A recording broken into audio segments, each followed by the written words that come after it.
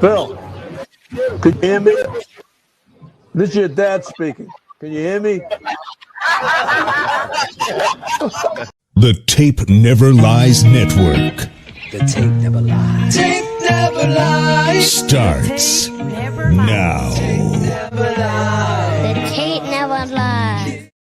Draft Dr. Phil and the smartest man. Keeping it 100. Keep it 100.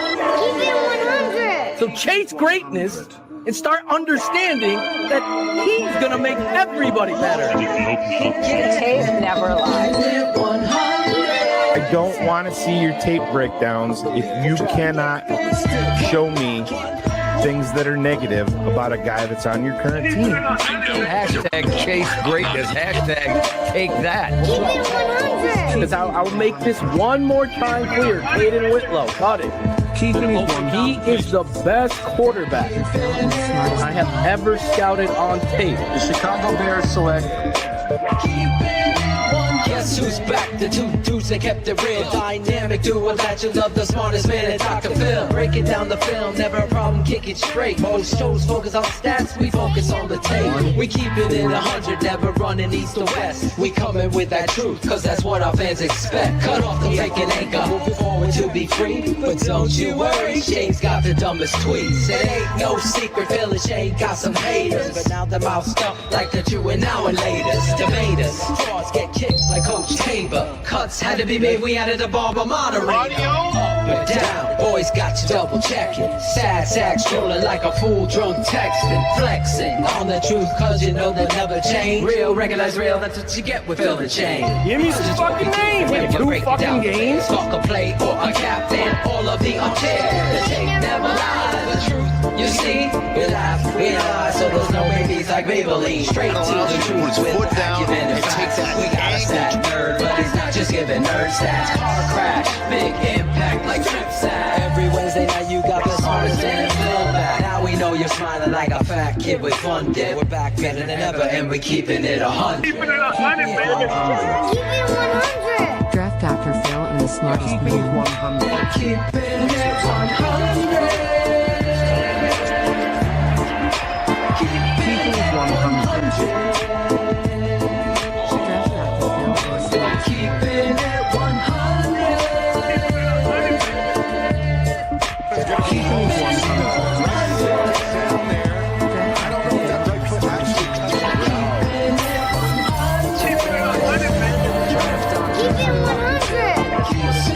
100. Yeah, exactly. Yo, what is up, everybody? Welcome back to Keeping It 100 on the best four-letter network on the planet. The tape never lies. I'm Ivan Vargas.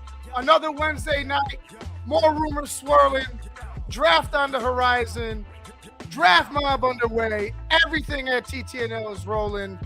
I can't wait. It's like the season never ended, and it never does here on TTNL. Before we get started, make sure you like, share, and subscribe to the Tape Never Lies Network. Become a patron today, or you're gonna miss all that fucking good work that me, Phil, and everybody else here has done, breaking down some of these players that potentially could be some of our draft picks. So, without further ado, let's bring in the guys you guys came here to see. Shane, the smartest man, Marcel, DDP, Draft Dr. Phil. What's up, boys? Yo, Oh, we're here. We're ready to go. Right, Waddle? Right? yeah. Right? Right, Waddle? Oh, we are ready to go. I am ready for the draft. I have my pre-draft angst in overdrive already. I'm sick of the wait. I'm fully prepared, ready to go, and I'm still pissed that we're 3 weeks out. 3 weeks away from the Chicago Bears deciding. Yeah. I was trying to turn it down to someone did it. Yep, 3 weeks to figure out what Ryan Poles does. And based on his past, we kind of can bank on him taking a corner, but maybe there's a future in the coaching staff having a more say in what transpires there. So, yeah, I'm not sure if it's the coaching staff. I think it just might be the head fucking coach. It's like, yeah, you're taking this guy and Ryan Poles with his nervous microphone, or maybe it was in somebody's pocket, just succumbs to the pressure as he should and listens to Ben. yeah, I thought we had a great show the other night on After Dark with Greg Braggs on CHGO on Mondays, or every other Monday now in the off season. But I saw some of the comments, people still getting butthurt about especially my stance on Jaylon Johnson. And I just want to re-emphasize, the tape doesn't lie. Now, what he does from here to next year defines your career, because there's no excuse in there. I've always maintained that he's a good corner, not great. He got paid like he was great and then was whispering about more money. But while you're hurt, that's the worst time you talk about that. And yeah, you want to go out and have an all-pro season in 2026 and, be healthy.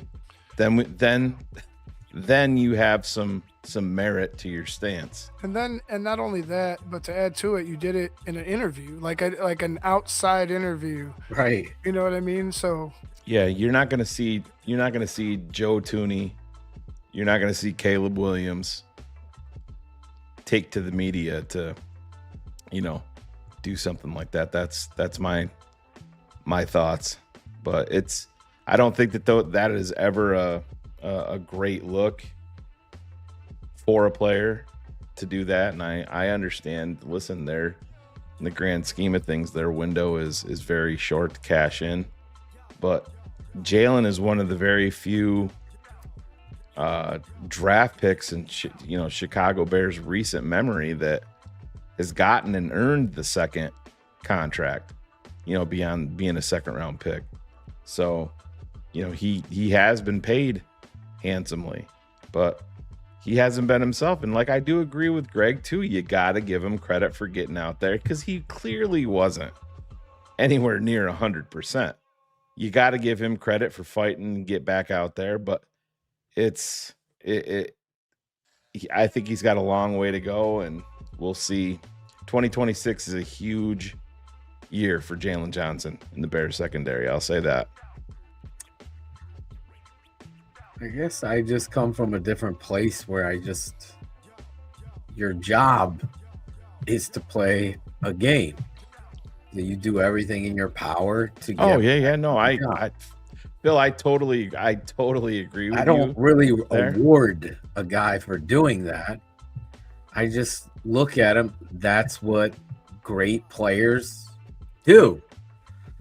I just haven't seen it, and I think it's fair. I think these race baiting, commenting people make this some sort of issue that it is not. It doesn't have anything to do with anybody's race, anybody where they grew up, what college they went to. The tape tells me what I speak. I've always seen Jaylon Johnson one way, a me guy. And it's fine, but I don't think there's a place in the NFL for Deion Sanders anymore. I just don't. Can't be just good at covering in this game now. You have to be physical. If we were to go around and poll everybody, every GM, every coach, what's the number one thing you want from your corner? Guarantee every single one's going to say the ability to tackle. It's one or two. So when I look at Tyreek Stevenson, I see a guy that could be great. He literally could be great. But is this his motivating factor here? You know, you have a secondary all up with question marks, and you signed the new guy who has a very high ceiling. I love Kobe Bryant. But if we take a look, like you said, Jalen's always injured. Kyler Gordon's often injured. Maybe more injured than Jaylon Gordon. Tyreek Stevenson, for whatever reason, was on the shit list. Was it because of what he did in Washington? Well, if you follow his off-season, I'm sorry. I think that was a year. I mean, it's Yeah. been a year out. I don't think that's the case. So yeah, I don't think it's specifically from Washington, but I think that there's some breadcrumbs from there that have led him to today. And I mean, if you go and follow him on social media, he's putting out videos working out, and he's talking about you know, what's Doing been it holding for him back, family. and it's, you know, doing it for his family, but he's putting it on himself, essentially, in not so many words, saying it's time to grow the fuck up, 100%. be the leader of your family, because Tyreek Stevenson is wildly talented as a cornerback. I think he's the most physical corner you have by a country mile. I love Tyreek Stevenson's aggressiveness, but it's his aggressiveness not focused on the X's and O's in front of him that has been getting him in trouble. But, you know, focusing on things happening in the stands or something another player has been saying, or, you know, we have a clip, Phil, here at TTNL. I can probably dig it out, where there's a player running out of bounds and Tyreek Stevenson puts his leg out to intentionally trip the guy. I'm like, you can't do that shit. It's stupid. I agree with you. I just look at Stevenson and I'm like, that's how I want my corner to be, but locked in. And if he could do that, I think you're really looking at a really great draft pick by Ryan Poles. Somebody that he moved up for. Yep. Traded up with Jacksonville. I think the only area with which Kerry Franklin can close his ears that you can look at Ryan Poles and say, okay, he does this really well. Well, maybe there's two areas. He doesn't spend money, even though we're pushed up against the cap. He doesn't put you in, what is it, that outside pay, those extended empty year pays, whatever. Yeah, the void years. Philly's up over $400 million in future years, and Chicago Bears are at zero. Bears are at zero. But I argue, like, there's several ways. It's almost like getting directions. There's several ways that you could take. You want to skip the tolls?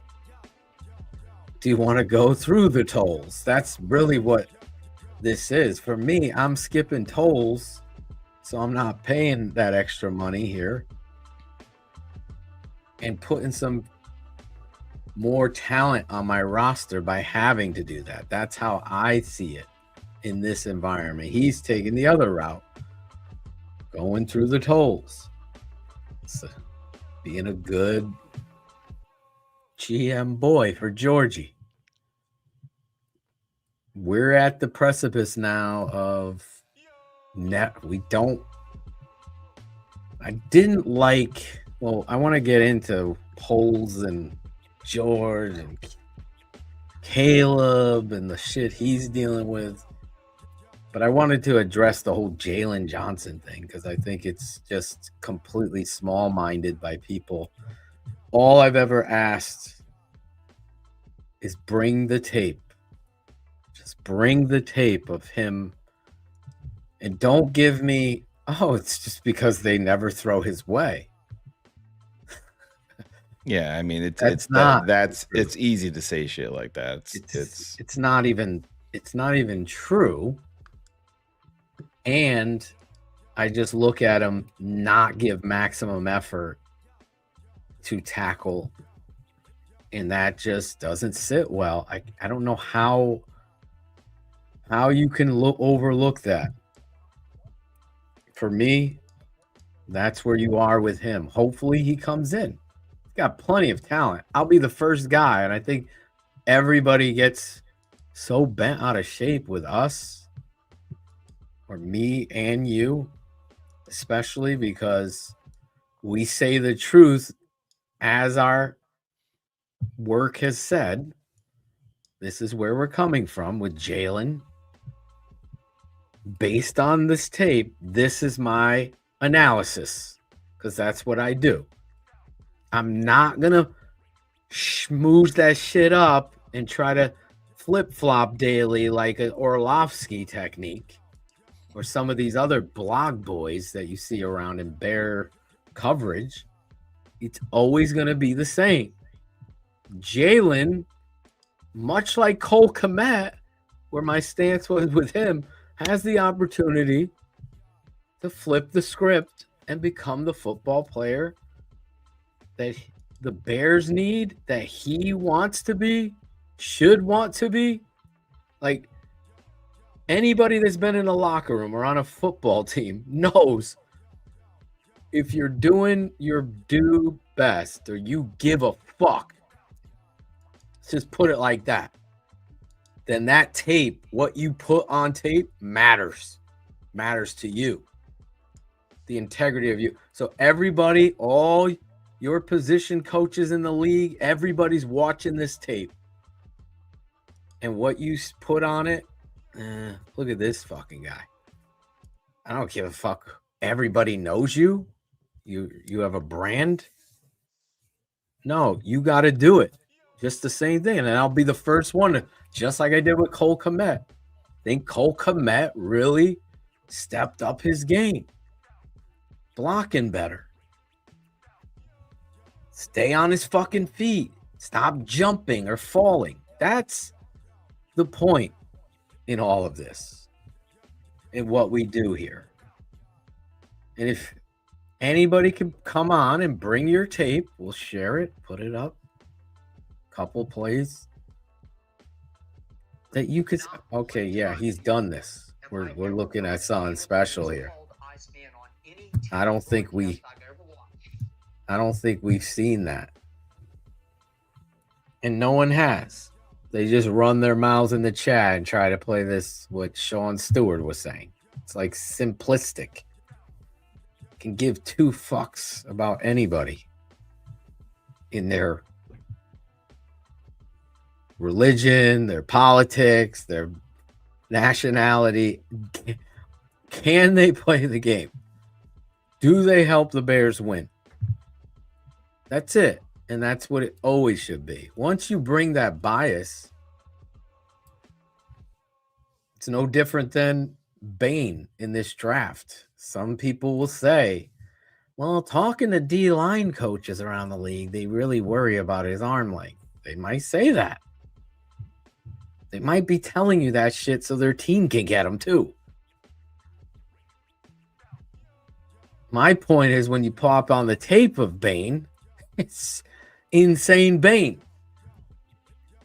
And that's a problem I'd love to have on my football team. What do I check off the box when I'm looking at edges? What's the number one trait I want to see? I want to see him get off the football, off the snap. That's why I had a big issue with Javon Dexter.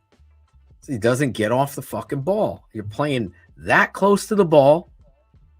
Right. You're a yard from it or 3.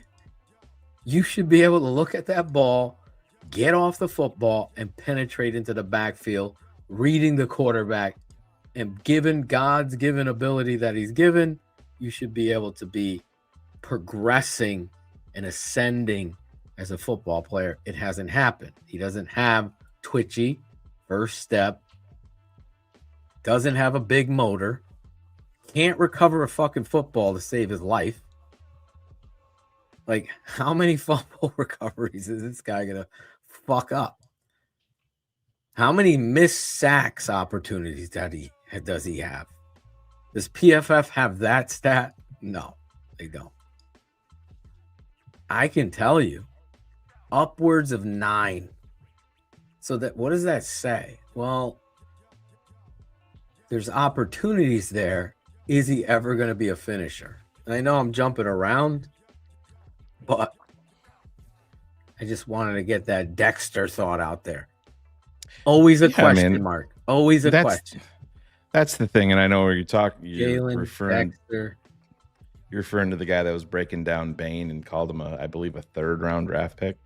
Oh God. And yeah, I just everything. Whatever. And I know everybody's got their own flavor. Everybody two guys can watch the same tape and see things completely different. But to call him a 3rd round draft pick, I don't understand that by any stretch. It doesn't correlate with me whatsoever with what I'm watching at all. Watching him right now as you guys speak, it's fucking retarded to say that. Oh boy. The reality of draft analysis is always something. I always have it as a benchmark that I could see. Okay, does this guy fucking know tape and know what he's talking about? And things like this could tell me that.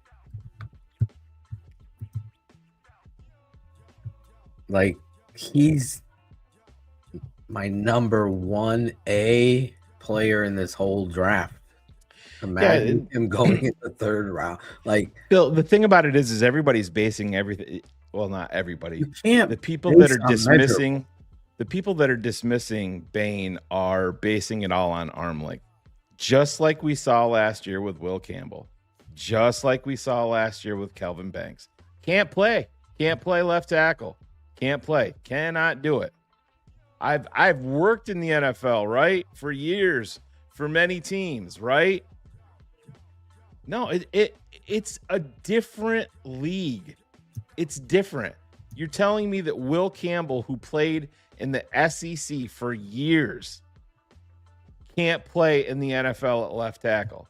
Now, the detractors that don't know what the fuck they're talking about, are going to point to the Super Bowl where he had a ligament issue in his knee. Yeah, it's kind of hard to anchor. Yes, he got overpowered. Yes, he was injured. Yes, he struggled.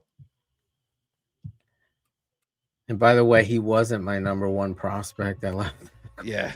If anybody paid attention. Come on, JJ. I know you hate. We know JJ's watching. JJ just can't comment here. But it's what it is. Yeah. You can't make shit up along the way. Because Kelvin Banks was I'm going to put a bear on these stickers and they're going to be the names that we draft. Well, if that's Ryan Pohl's way, that's my bear sticker was on Kelvin Banks Jr. And we still had motherfuckers talking about him going to guard. It's pathetic. And it was like unanimous here. Now, we're always going to disagree on players. That's fine. But know your shit before you start quoting me. Like, I just think everybody wants to have. Listen, we're loud and we're outspoken, and I'm not going to go. I promise, I'm not going to go down that pathway of that bullshit again, because I do think it gets monotonous after a while. But I think right, Waddle. I think we're outspoken. We use people's names, and that just drives the detractors to want to have their gotcha moment, no matter what, even if they have to make things up. I mean, I still have people in my comments a couple times a month calling me an asshole for liking Deshaun Kaiser. Living on that. Yeah. It's like, okay, cool. You got me. I remember putting Bane up, and I think it's Micah Parsons. And it's like, I forget what Bane's arm length is. 30.8 or something like that. We can look it up. And then you look at Micah Parsons, and I know I was very high on him coming out. I felt like he would be something very special, and people were knocking him on his arm length as well. I wasn't, because if you remember at a certain point. Sorry, Shane, is this block worthy, or what are we doing here? No, he's being sarcastic. Yeah. I hope so. But I can remember there was a point where they were calling Micah Parsons a off-ball linebacker. Put him in the middle of your defense. That was in some of the pre-draft hype with him, and I'm like, I don't see that. But Bain's arms were 30 7/8. So Micah's was 31 inches, and they were talking about him being short.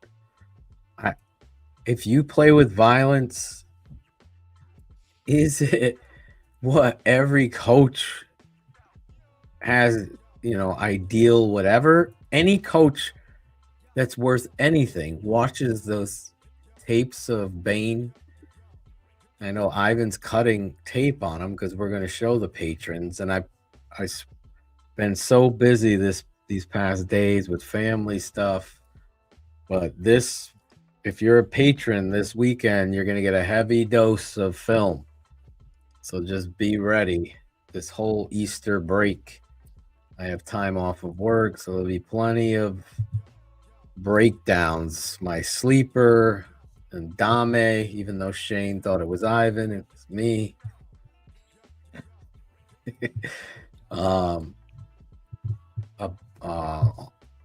Bain, the kid from Auburn, Kendrick Falk, yeah. Kendrick Falk, Iowa center. Iowa, doing good.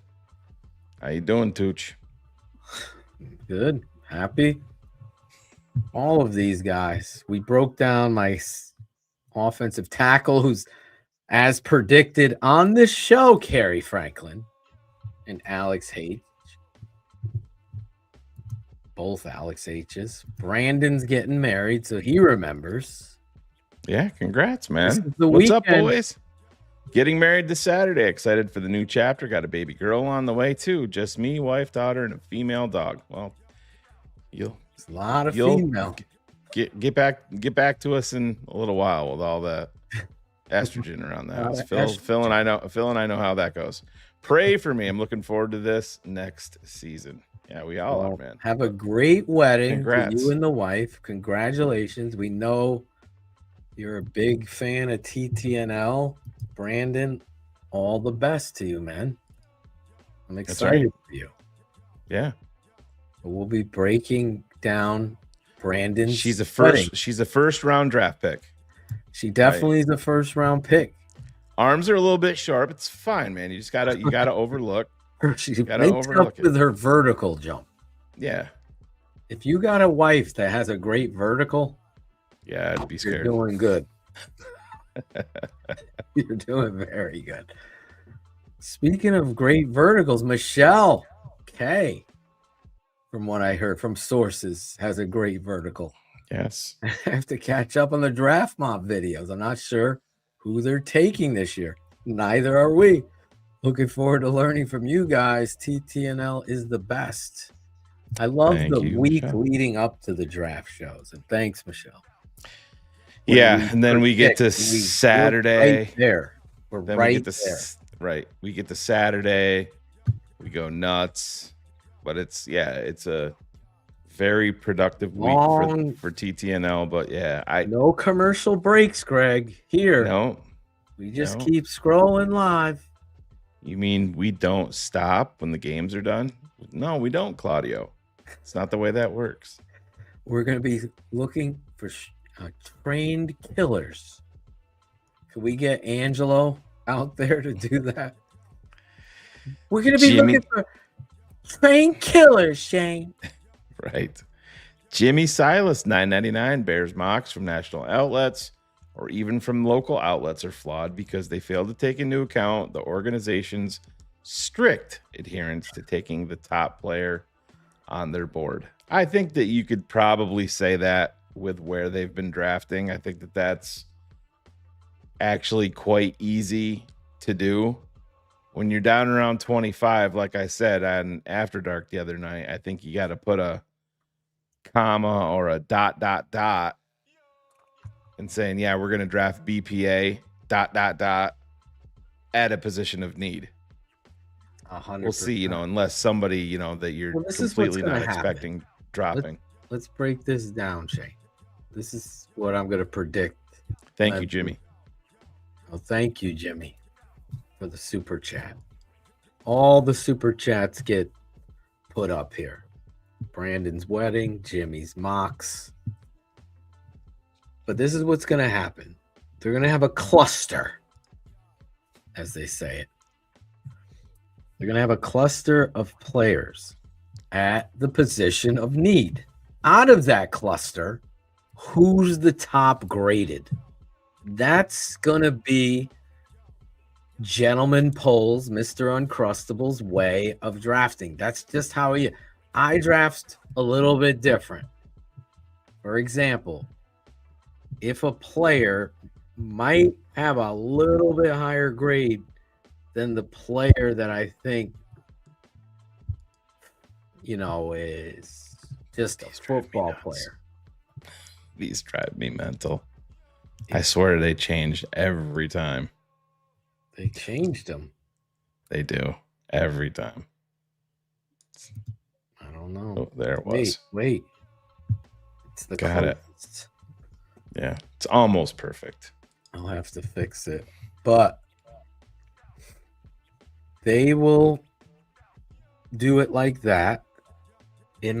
That's what it's been in the past. I look at the guy that just brings the love of football. It depends on their scale. You know what I'm saying? Where do they come up with the rating? Their list. My list goes like this. So a defensive player, is he a willing tackler? Okay, for that position. I look at that. Yeah, and you got to take into consideration motor. Honestly, okay. Yeah. So there you go there. Like if Sean Stewart's correct in saying this, Ben said DA could have one pick and he picked Hippolyte, then I agree with Sean. DA gets no more picks. Because clearly the way they're ranking the players, he's really fast. That's his number one attribute. Because I didn't see an instinctive football player. He overran so many plays at Rutgers, watching his tape, which we broke down.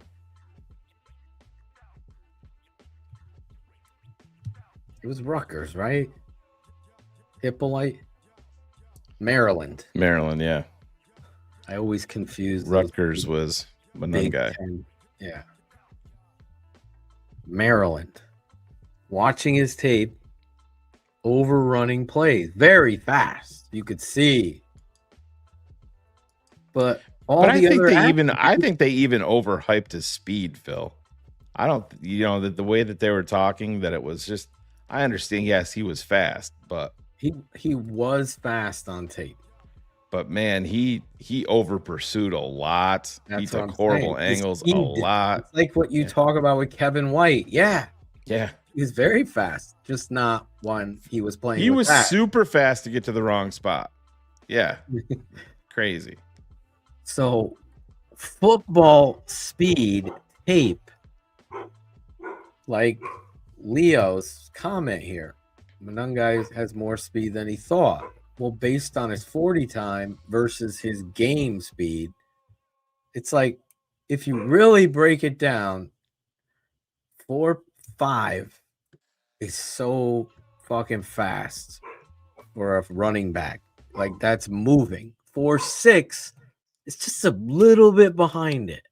And if they have explosion and burst, it's hard to see the difference between a 4.5 guy and a 4.6 guy. It's those little attributes. That's why timing is just one perspective in it. The tape really shows the truth. Are they tough? Are they breaking tackles? Do they tackle? Do they have a motor through the whole play? Yes. Some players are going to check a box like they look the part of what you want. They are. Like Zion Young looks the part, but when we put on the tape, there's a lot of lack of effort after he has gotten to the landmark that he thought the quarterback was going to be. But if the quarterback steps up, he gives up or just floats past. Are these guys talking about that? No. Versus a guy that I love in Malachi Lawrence, who gets to a landmark, bends, quarterback steps up, he spins off, running to the fucking play and to the quarterback with a fucking motor. He wants to get there no matter what. Like similar builds. I think Lawrence is faster, better times even. Is anybody talking about Lawrence at 25? No. They're talking about Zion Young. Watch the fucking tape of these two. It's night and fucking day. Think you could pull up their sizes, Shane. Think Lawrence is 6'4", 250 something. And Zion Young is 6'4", 260 something. I think Lawrence ran a 4.5 40, had a 40-inch vert. Now I look at those numbers and I see his production and I see his effort.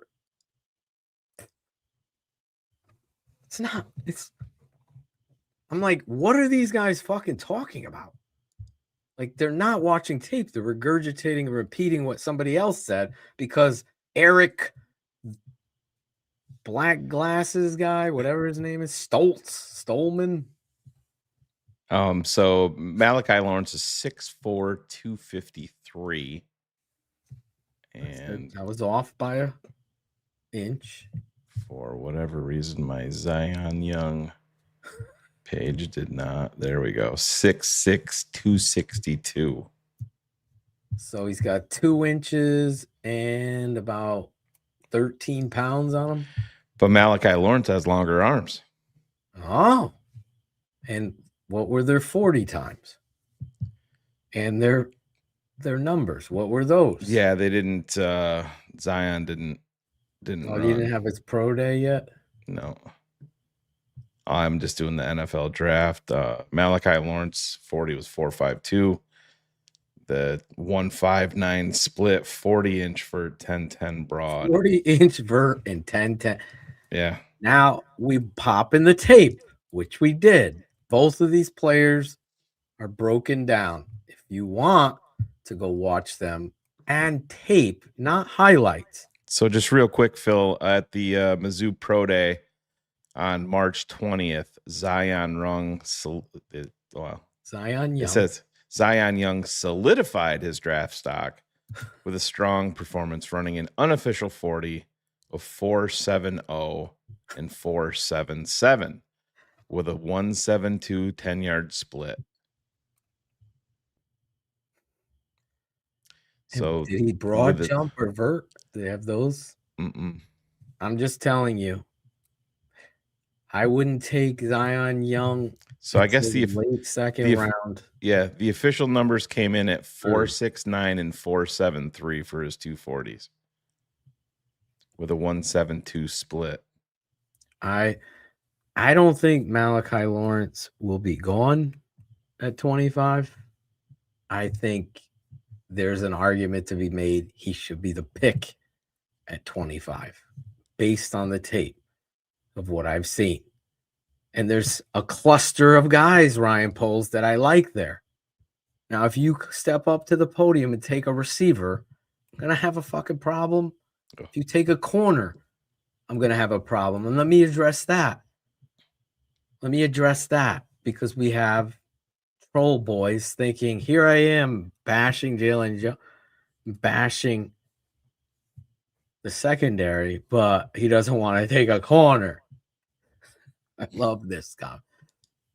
My value on a corner in the first round there is not high with this group. I like some corners there. It's not high.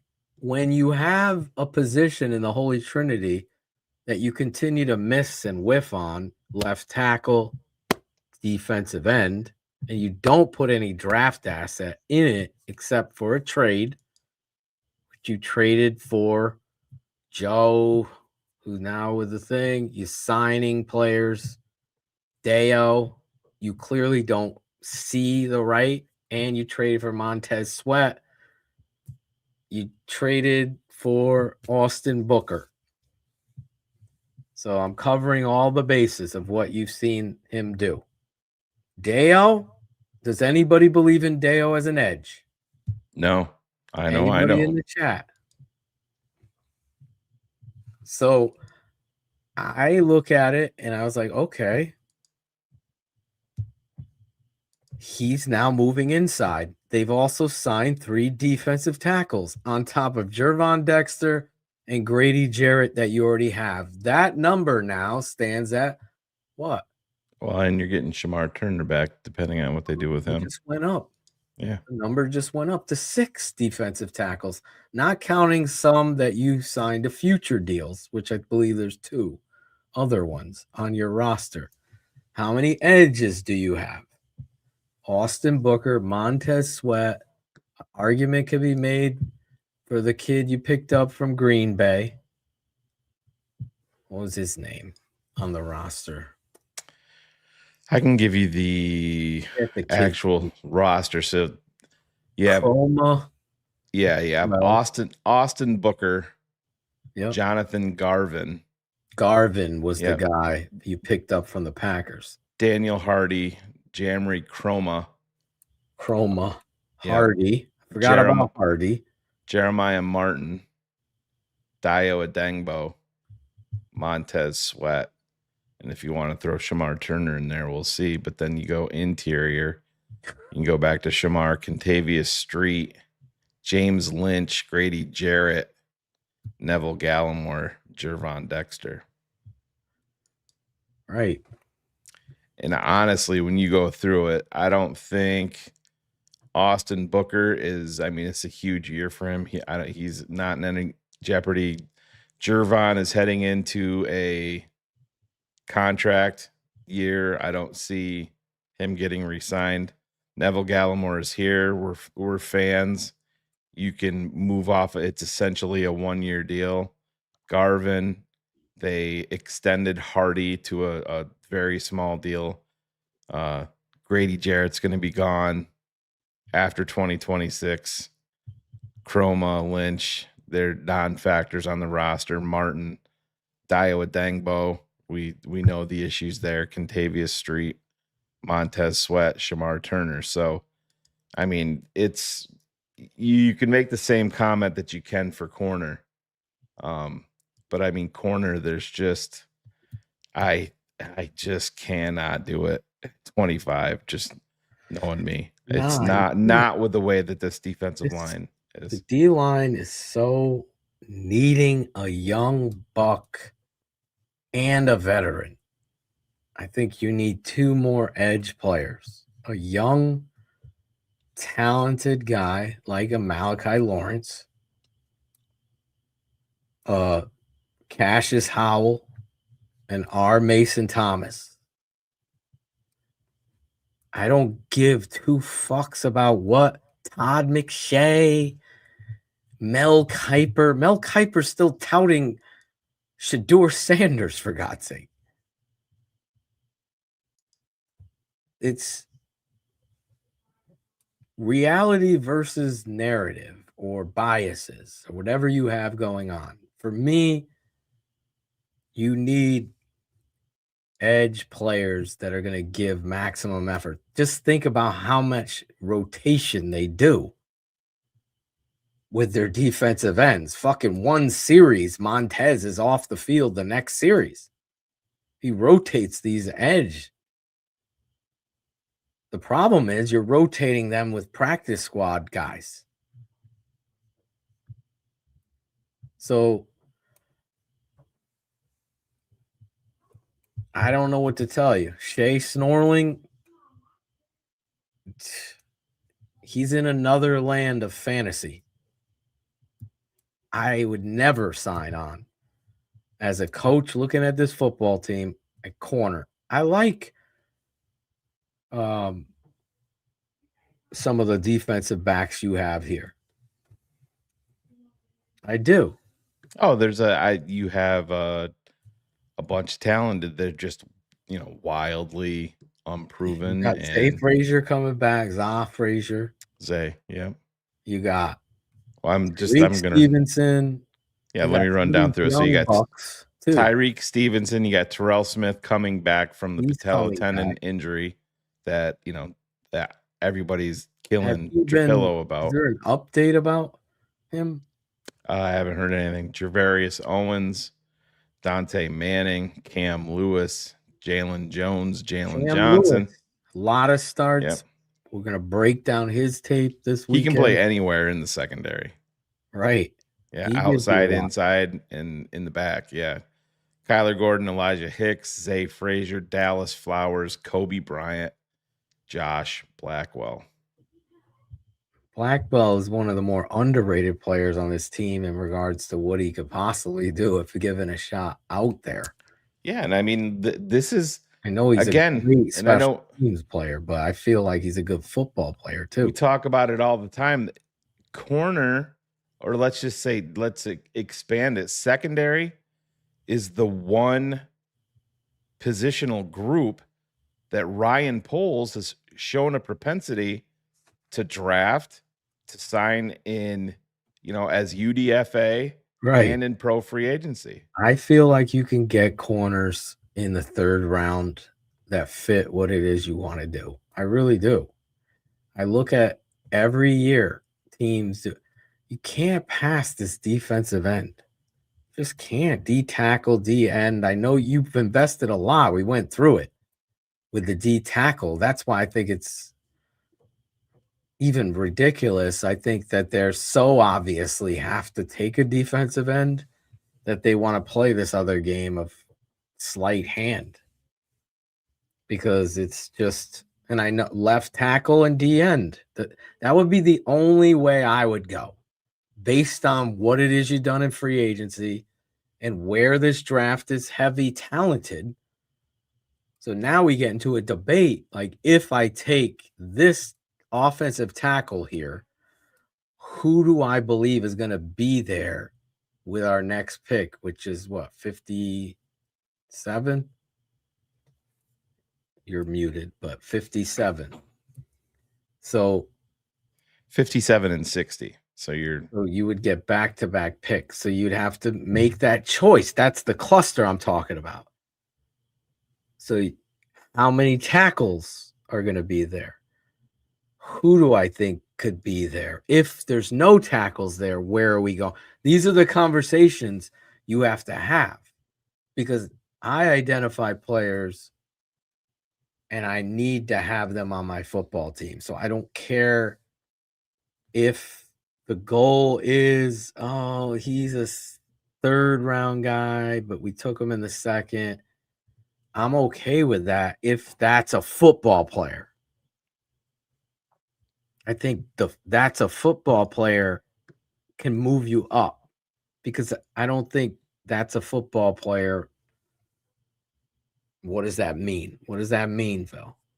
I don't think you can pass on that. You don't lose with a guy that knows the game of football, gives maximum effort each and every time he's on the football field, gets into his alignment, finishes tackles, is just a positive energy, understands he'd be fucking playing this game for free type of guy with all that talent. You're not just taking a guy.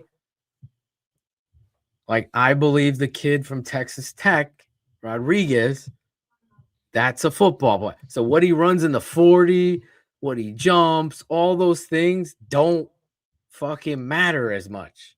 When we look at the tape, his ability to read the play makes him faster than the guy that's maybe 0.2 of a second faster than him. But because he's such a good football instinctive player, that's a guy that you could say we're not going to lose him by waiting. He's too good to pass up. And those organizations like the Ravens, who sit back, wait till their pick is, Let and him come to them. Football player, let's take him. We know he fits our team. So now, if I have Caden Proctor there,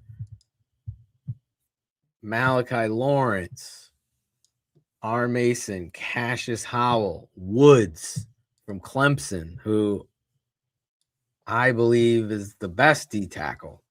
Well, you're going to love the mock draft that I just did in the background while you were talking, and I will put it up for people too. Woods from Clemson, I will be in the conversation with the coaches like, this kid is a fucking football player.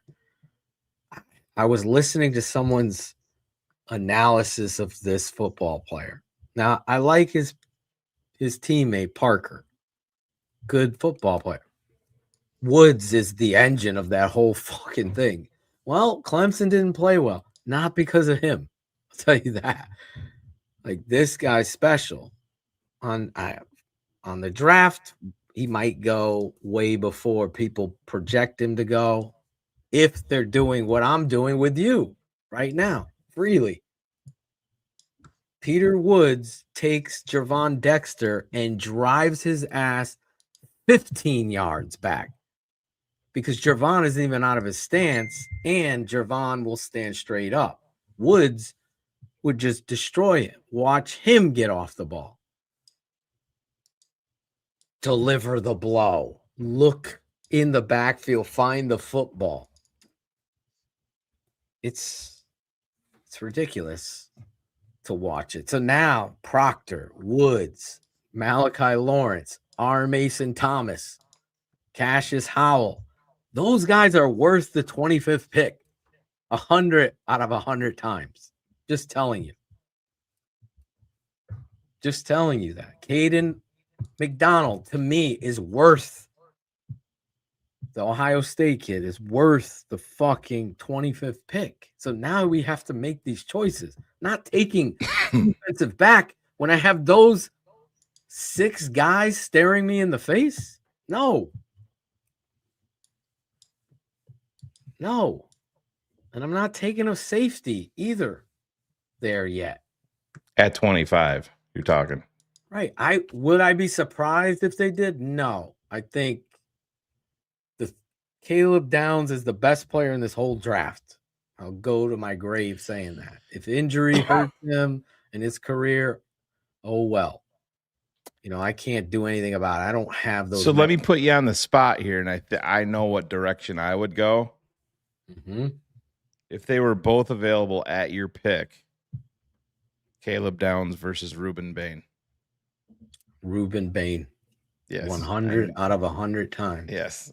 Thank you for not making me explode live on air. Why, though? This is a great exercise because these are my top 2 players in the whole draft. I know it is, Phil, because it's the Holy Trinity right. Takes precedence over that number 1. So look, we came all the way back. So now, what are we doing here? Phil, pass rush is more important.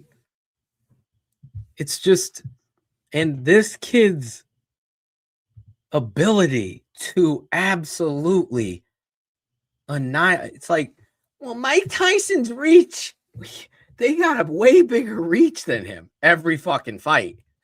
What happened? There's just so much power and explosion and football acumen in this fucking kid. He's got the bend of Von Miller, the power of Khalil Mack, but his arms, and the tenacity of a fucking Lawrence Taylor. It's like,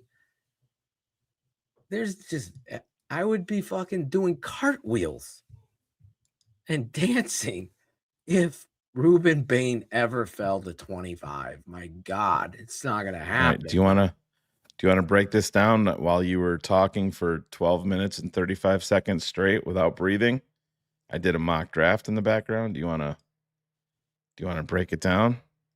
I traded down from 25 to 32 with the That's a world great champion pick. Seahawks. So we came away with Peter Woods at number 32, AJ Halsey at 57, Derek Moore at 60, Anthony Hill, 89, Dalen Everett, the corner out of Georgia, Emmett Johnson. I don't think Emmett Johnson's going to be there. I don't think Colby Young's going to be there. Colby Young is my super sleeper wide receiver. I love that pick. And Bredesen is a fun watch, man. He was oh my Loveland's God. backup. I This love kid, that. Bredesen, if you got like 3 dogs at the end. Yeah. It's a great draft. Oh, it's even more than that. I mean, I put Anthony Hill squarely in the dog. Halsey, no, I'm saying at the end. Yeah, yeah. Woods, we already said, is a dog. Halsey is a fucking animal. Yeah. Derek Moore plays with fucking fire every down and passion. Anthony Hill Jr. I mean, I would. Who would complain about this draft? Oh, somebody in the YouTube comments. I mean, Greg Gabriel would hate it. You know, I love it, man. That's Sylvia an A+. I would go away, right? Sylvia would hate it, right? Waddle, that's not good, right? Right? I believe that's an A draft. I would sign up for this draft right now. And don't forget, so I went down from 25 to 32. What got did a you third. I got a third, and a fifth. Yep, and a fourth and a fifth next year. Third, fourth, and a fifth. Oh, fourth and a fifth next year. Yep. All right. Yeah, I like that draft. I'm a fan of every one of those guys. So how couldn't I? And Colby Young is like this kid, I believe, I don't know what's up with Georgia, but I just think this kid's going to be a stud. Well, that means if he's from Georgia and people love him, that means Howie's drafting him someplace. Oh, my God. You knocked that one out of the park. Thanks, Rob. Appreciate it. Woods alone gives you a solid. In trading down and getting him,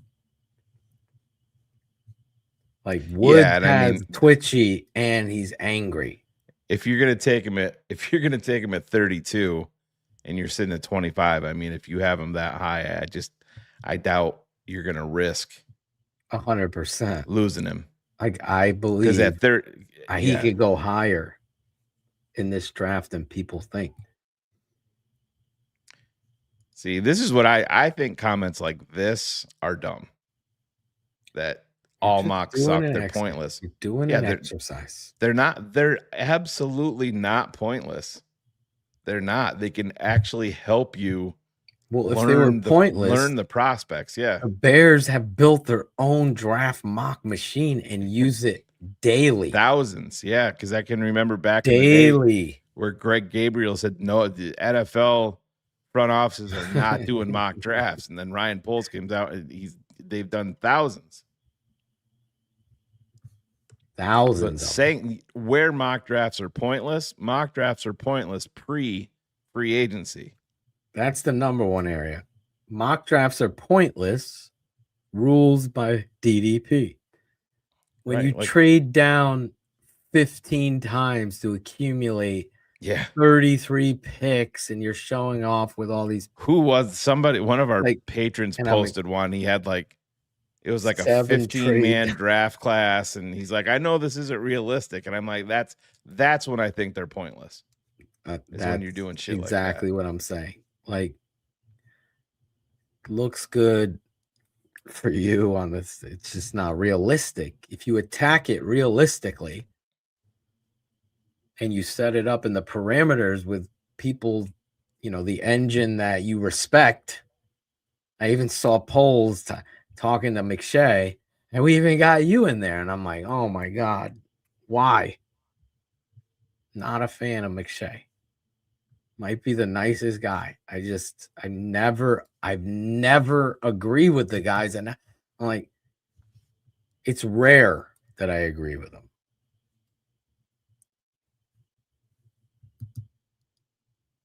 Yeah, I hear you, man. It's like I think they're useless. Can they be wildly unrealistic? I do, but I think that I think they can absolutely help. And if you're not into watching tape and doing it, studying the NFL draft, I do with my son. My son's 15 now, and he does mocks all the time, and it helps him learn players. He's like, oh, this guy's interesting. He keeps on popping up, and he'll check him out and come ask me about him, and then there's Dan. Give him some of DDP's cut-ups and watch it and tell me what you think. Here's Dan Nichols saying he doesn't want. There's a lot of people that I don't know how. It's no offense to Dan. I live for college football. I tape every one of those. That's the one good thing about YouTube TV. You live for football, period. 100%. I really don't. I haven't watched the UFL. There's our guy. There he is, patron number one. Number one before we were even live. That's where the Journey music would drop if we were on FM radio. Like, we got somebody that signed up already. I'm like, I didn't even go live yet. There was Otis. We didn't even open up. I'm like, how did he even sign up? Shane's like, I have no idea. Like, Otis is a CIA agent. Yeah, he is. You got Otis Nichols and Dan Nichols. Yeah. Long lost brothers. It's a weird story how that happened, but hey, it happened. It did. And then patron number two's here, Jeff Burton. Just go down. I think Jeff had a question. I have a question. I dropped it. Yep. We talked about, maybe it was on After Dark, and Phil, I answered it before Phil can answer it, and I would not be in on Lomu at 25. No, not me either. If you go back and watch After Dark, we talked about it a little bit. I just wouldn't, I wouldn't be. I like the guy. I just don't see him. I just think that the way that this is going to break, there's going to be guys that I'm much more interested in than Caleb Lomu at 25. I like Lomu, though. Yeah. I believe a Hennecore is over Lomu. And I did see this, too. I don't want to put it up there because Steve's asking, will you guys ever do a Draft Mob live again? And it's just, Steve, we like to do them live and get the interaction with you guys, but it's just, it's out of our control, unfortunately, with the environment and the way that the NFL handles things. I mean, it's a multi-billion-dollar franchise that looks at us putting up tape as a teaching tool, which it really is, and what we're using it for. They own that property. And they pick and choose who they allow to do it. 100%. And then if you do it, there's down their show. The NFL offices have like 3 floors of people just scouring social media, YouTube, looking for their property, like all 22. And once you're on their docket, you don't get off of it. And as soon as we put it up and use it as a teaching tool, like which we have it right in our statement and our description of the shows, they ding it under the fair use doctrine. Yeah, it's completely legal to do it. Yet somehow some can, some cannot, on an algorithm and a bias. And it sucks, like I said, because it is, that I've missed the last few draft mobs just because my schedule's been crazy, but it should be slowing down here a little bit for me after Friday for a couple of weeks. But yeah, it sucks because we love the interaction with our patrons.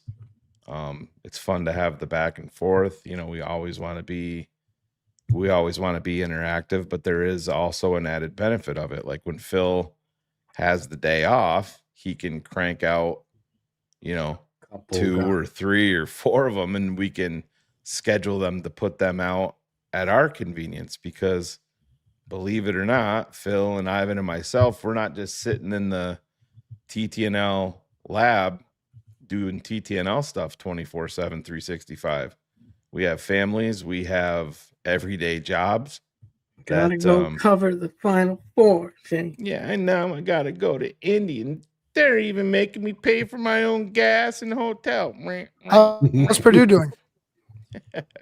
Oh boy, them's fighting words. Not too good, huh? Oh, fighting words.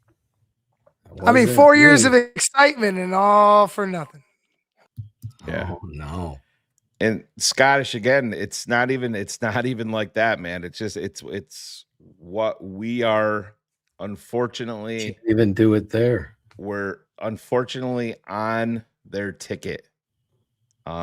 If we put it up, like I shared something a couple of shows ago on Keepin It 100 that is 100% not copywritten, and they ding it immediately. I mean, within seconds. It's like once the show is over.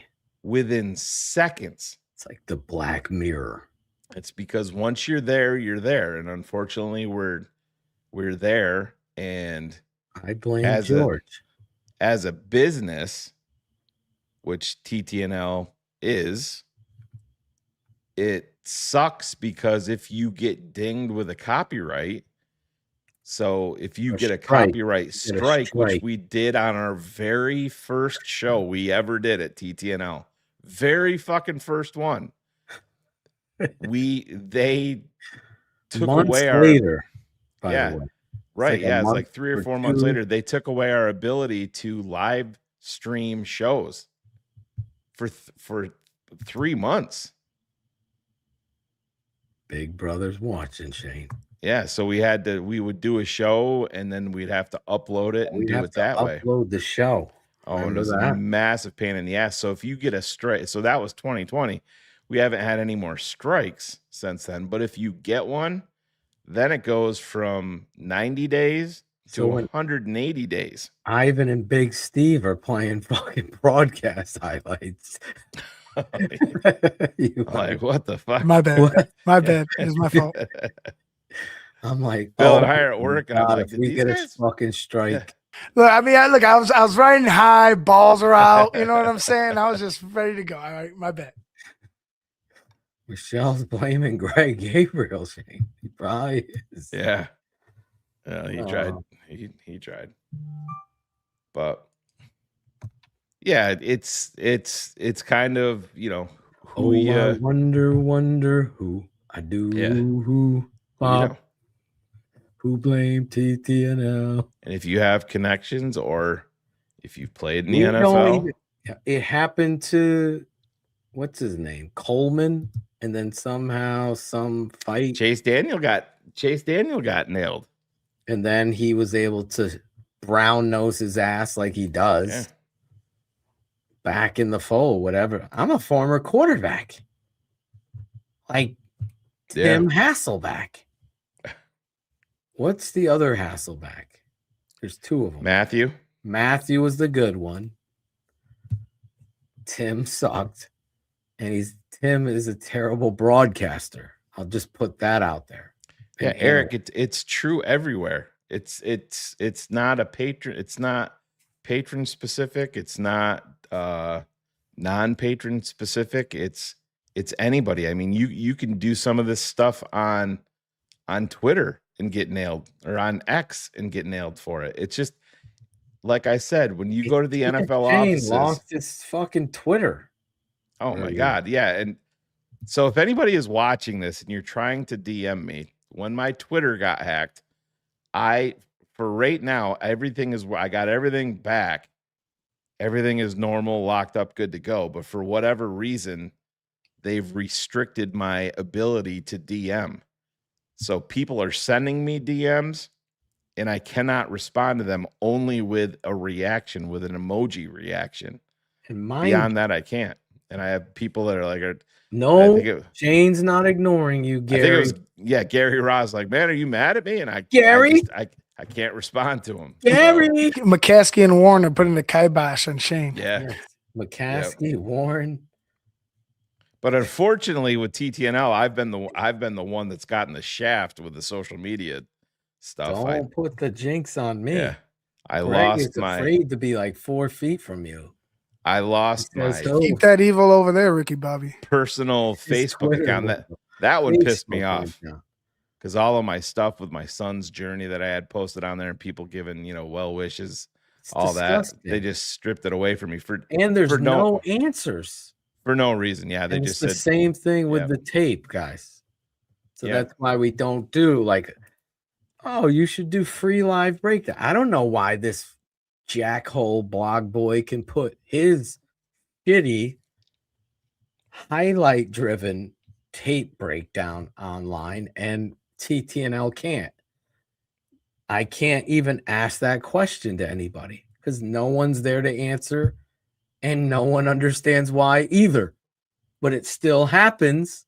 So everybody's passing the ball. I don't know. Yeah. So, and I don't think we're breaking down film with Matt Waldman when he's on with us on CHGO either. I wouldn't plan on that. Waldman's coming on with us next week on After Dark, but I don't think that there's going to be any tape involved. But again, this is transparency. Yeah, we're just being honest. Just being honest with you. So now you become a patron. You can get the tape. That's it. Just not the live show. It's a YouTube algorithm, AI, whatever the fuck they're going to blame. Bias. Yeah, the crazy part is, and I know Logan's not making fun of me, but it does. I mean, I had my Facebook account forever, and I didn't talk anything on there in terms of politics or religion or anything. I posted pictures of my kids, talked to some TTNL fans and stuff like that. I never did anything crazy on Facebook, and they stripped it away. I made another account, had it for like 30 days. They took that away. I made another account after that. I made an account probably like 3 months ago just to see if they would let me do it, and it didn't even last an hour. I made an account for Shane. Shit. Oh yeah. Well, I haven't made an account that I do have access to, but I don't do any Facebook stuff. It's strictly for TTNL and for scheduling broadcasts. Don't tell anybody about it, because the next thing we know, that's gone. Oh, there's like 50 friend requests on there.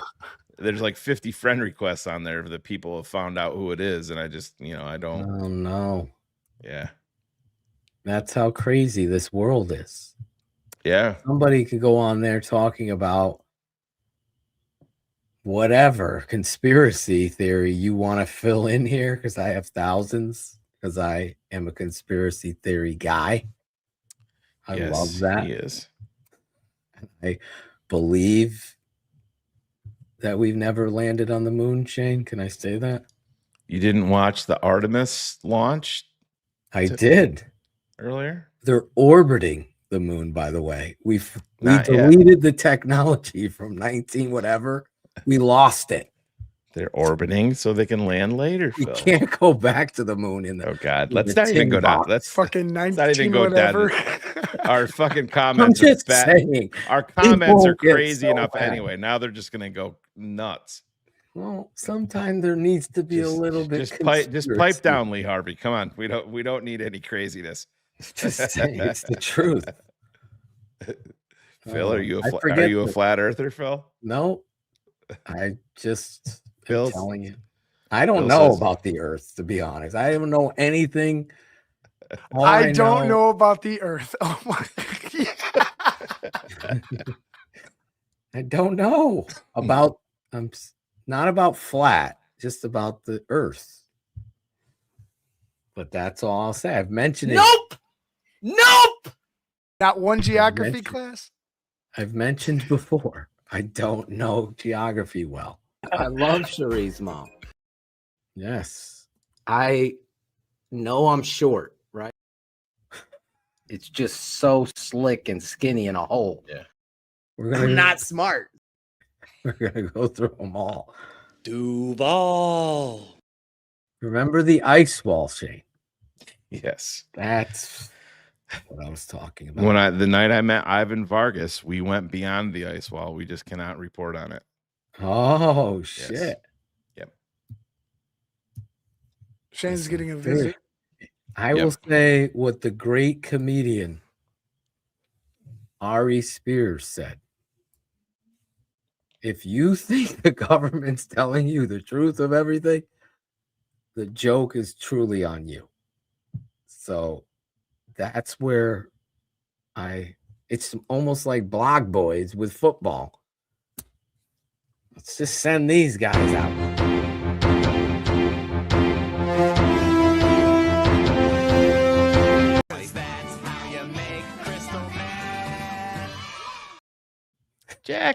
Shackle's supposed to be on last week.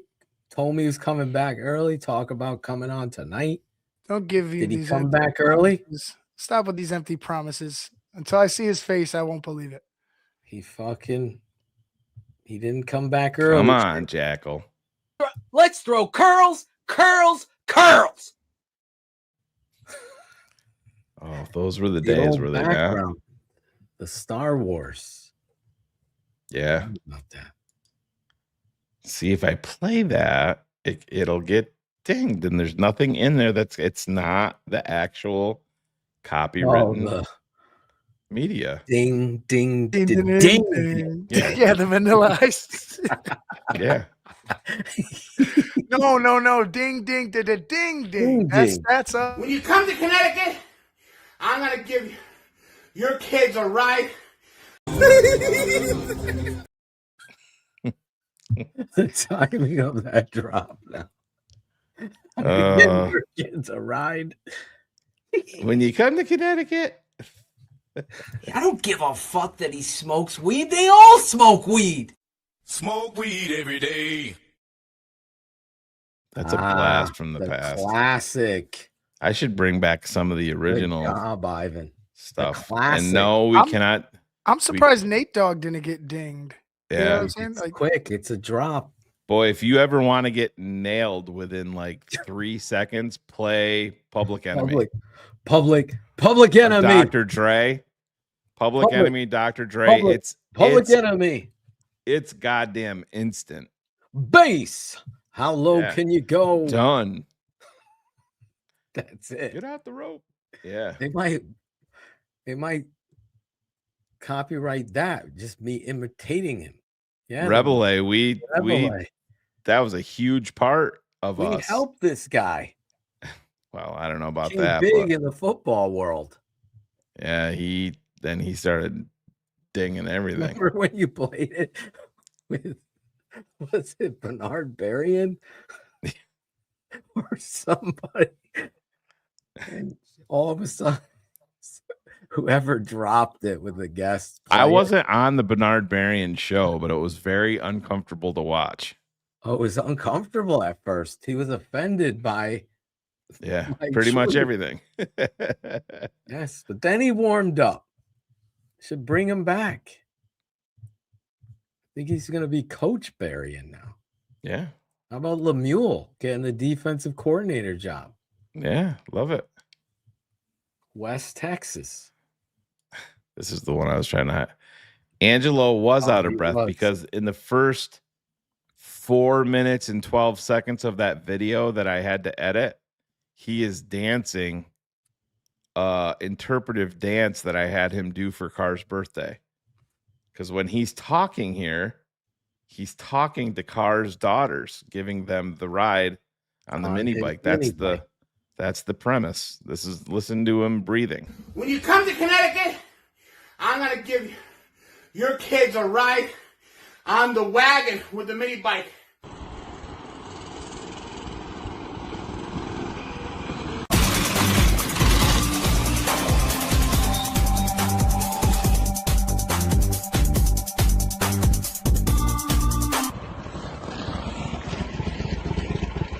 And there you have it, guys. We got a nice little wagon ride. When you come to Connecticut. Whoops. The reason why he's out of breath there, though, if you remember, there's another part before this clip where he does a full-on with the this fucking sword, with the side swords or whatever the fuck they're called. Yeah, karate move kick. I remember he pulled out the sides. And he's like, "Wait, Shane, just a minute. I have Teenage Mutant Ninja Turtle T-shirt. I'm gonna go get it. It'll go perfect with my size." Oh yes, we're gonna get Angelo back on. He always predicts who the Bears are gonna draft. Yeah, we'll, and then he's gonna Angelo mock draft. No. Top 10 French fries. Take it away. Then we'll have him back in June. With the first pick, I'm gonna take the Whopper, Shane. It's the best fast food burger. I don't think he would ever take the Whopper top pick. No, he would 36 wings. Give me 36. Best burger. His top 15. Yeah, that's more of a June show or early July. Yeah. But I'm saying, you don't think it would be the Whopper? For Angelo? No. He's going to go Big Mac? I think he'd go like off script with like, have you guys been to Red Robin? Red Robin, yum. I like the harmonized yum. No, Drew, I said he was slight. He was so thin coming out of Fresno State. I didn't know that he would hold up. And I was saying that as a compliment, that look at this guy. Even though he was slight coming out of college, not only did he hold up, he's made big play, and it was like a positive. And Drew is back. $5. Shout out to my boys, TTNL. How much of a Proctor fan are you? Would you trade up in front of Detroit to take him? Go sign up for Patreon, you fucking cowards. Yeah, I'm not trading up. I think that there's going to be enough guys that warrant it there. I gotta keep my picks. Yeah, I'm not moving up. I mean, if you're Drew, you're a patron. You know, we're all Proctor fans.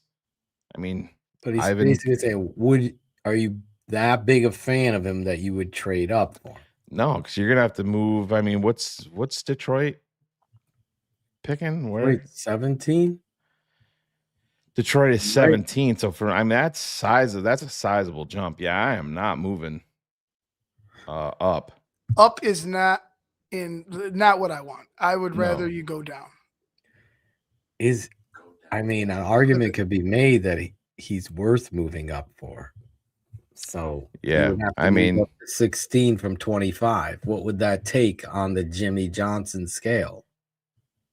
Well, yeah, you'd have to think 3 draft picks, maybe 4. No fucking way. From 25 to 16, no. I don't know, man. They might try to hold Ryan Poles. They might try to hold Ryan Poles fucking hostage, dude. Like he could, if he's to move from 25 to 16. Yeah, is a 280 point difference, and 280 points is essentially the 62nd pick. So you'd be trading one of your twos. You take that number 60 pick. Yeah, no fucking way. If I believe he's the future left tackle, yeah, I would do it.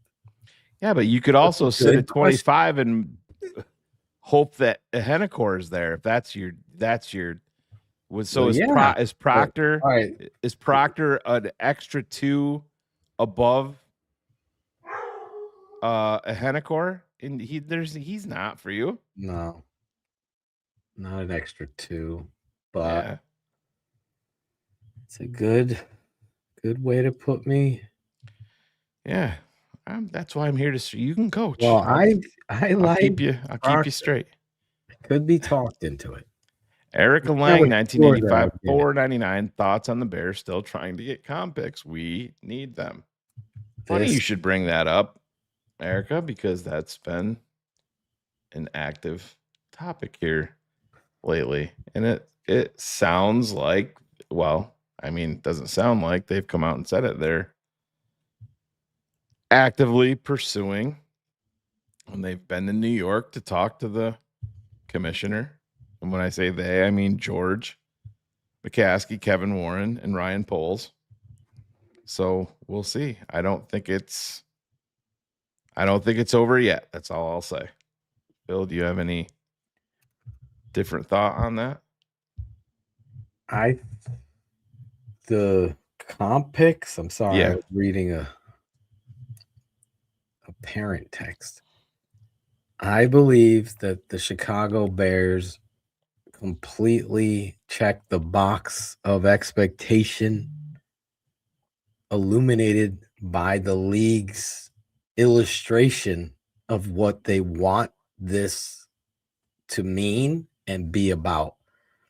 It's like the definition happening in front of them. So I think it's so shitty, disgraceful. It's like saying one thing and doing the opposite. And that's the word. Like, I hate people that are two-faced. Like, when you walk up, you're with that, they're talking with somebody, you come up, you know them, you say hi, or you're there talking with your buddy, a friend comes up that he knows, that he says hi, that friend walks away, and the guy standing there says, that guy's a fucking piece of shit, even though he's giving him hugs and that. I lose all respect for that guy in front of me, not the guy that left.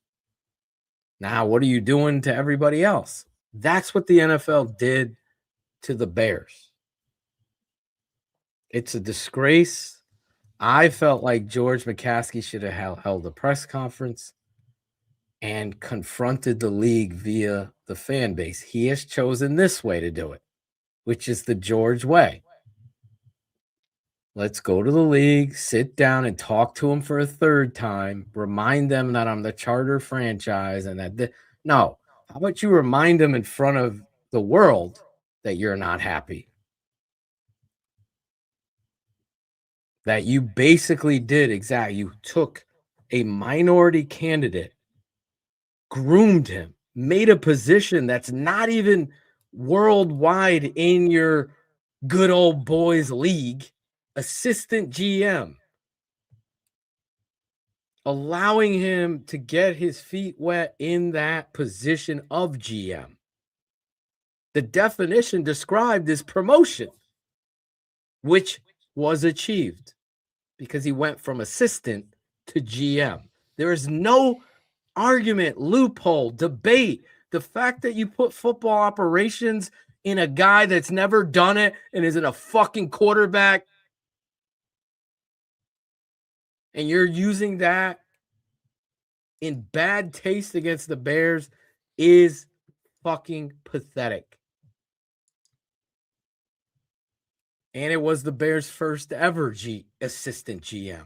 The Bears did what the whole elementary root of this plan is, to promote minority candidates in football.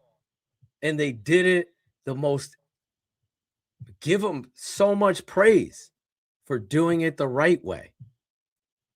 You look at the Bears organization as a whole, you're going to have some fucking moron in there that doesn't, but I see it in how much representation. There's female supervisors of all presidential level, like all these levels, CEOs and all, like they are doing everything in their power to promote in a positive way. And that's one thing you could say positive about the Bears. For the league to turn around against their own rule, it's an embarrassment. So I stand at the podium in pride, knowing I'm George McCaskey, the chairman of the Bears, the charter franchise, and we basically did everything in our power to do the right thing for people. Their president's an African American. GM. Here we go. Senior advisor. Wait, Liz Geist? What's her fucking title? Oh, Karen Murphy, Tanisha Wade. Can we go down? We're going to keep going here. The reality is this organization, whether you agree with it or not, is doing everything that they can to help better the game for everybody. And I'm not that guy that's biased towards it. And the fact that the NFL ruled against the Bears not once, but twice in whatever fashion is embarrassing. It's disgraceful. And thus, if I was the owner, if I was McCaskey, I'd have a huge problem with it. And I would stand to the podium and call out the NFL. And if they had a problem with that, too bad. Now you're dealing with the backlash of the world, which is already happening anyway. I hope this meeting with the fucking Kevin Warren, Ryan Poles, and George McCaskey should have went for an hour. And you know what? You guys are right. We're embarrassed here. And there's your third round pick. If this does nothing, George fucked up because he should have gone to the podium instead of crawling to. That's just how I see it. Because behind the scenes, we know now that the Bears thought they had it. We're told they didn't. Then addressed it with the league. Like, wait, you need to think about it. Now get a third party in. Fucking sue the NFL. You don't think Jerry Jones would be out at the fucking podium addressing this with Pat McAfee and every other person out there to get those picks because you did it right? I don't think I could be more clear. And if you're not going to do it, then why have this fucking rule at all? Because it's just an embarrassment. Needless to say, Matt Ryan has come out, doubled down on the fact that he's not making any draft decisions and that he's not the GM. The owner who fucked up whatever terminology used to screw over the Bears, because let's just be honest. I've said this before. I talked about my uncle talking about the Bears when he said, Phil, just telling you, I know they're your favorite team, but do you realize the league looks at them that they're being run by a bean counter? Football is being run by a bean counter. And he was talking about Ted Phillips. And when the Joe Schmoes of the way, no, Phil and Shane, no. Then to come to find out Ted Phillips is negging, trading up for LaDainian Tomlinson. He's involved in this and that. We've broadcasted it over and over. Again, we were right. I'm just telling you the truth. So if the whole league looks at the Bears as a bunch of the Beverly Hillbillies, then there's a problem. Now, I think the Bears have done a great job of rearranging this and how they're viewed, how they got Ben Johnson, Caleb Williams. We talked about them needing to start drafting dogs. They're starting to do that. They focused that with Kobe Bryant, with Luther Burden. Now, we'll see. But this is a disgrace. It's a disgrace on all and everything that I love. I believe the Bears need to get those picks. It should have been easy after they met. It should have already been announced. The Bears now are going to Adam Schefter. The Bears have now getting 2 third-round picks. Not 1, 2. In his voice. And then Dan Orlovsky will question, maybe they'll take a quarterback with one of those 2 picks. If you can't honor it, get rid of it. That's my belief in it. Yeah, and I just think and it's... he comes out again, Shane. Yeah. And he doubles down on the Rooney Rule at the owners' meeting. And it sucks that he didn't pick any Bear. I know Adam Hogue, to his credit, addressed the fans who were going at him, but he wasn't picked to ask the commissioner, because you get picked. That should be the comment. You put that motherfucker in a box. How are the Chicago Bears?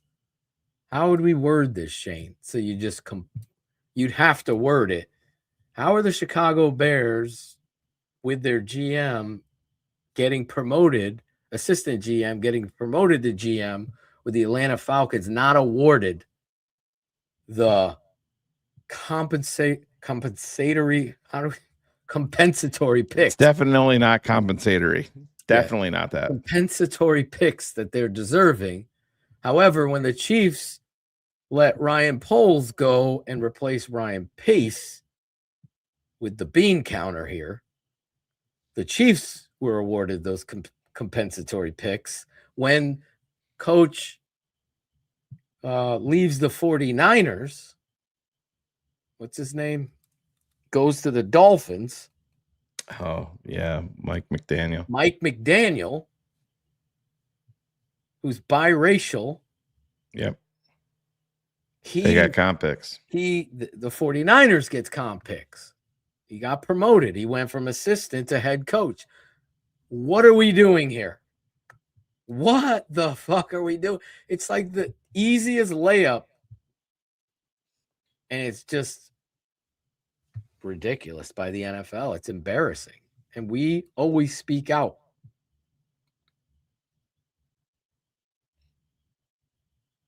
And who's going to do the complaining? The fans? No, George. You.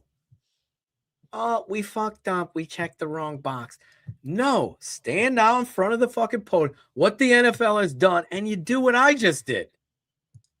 And you put it on Front Street so it's on the news, on every paper and every person's lips, from here to God knows where. That's what a real owner does.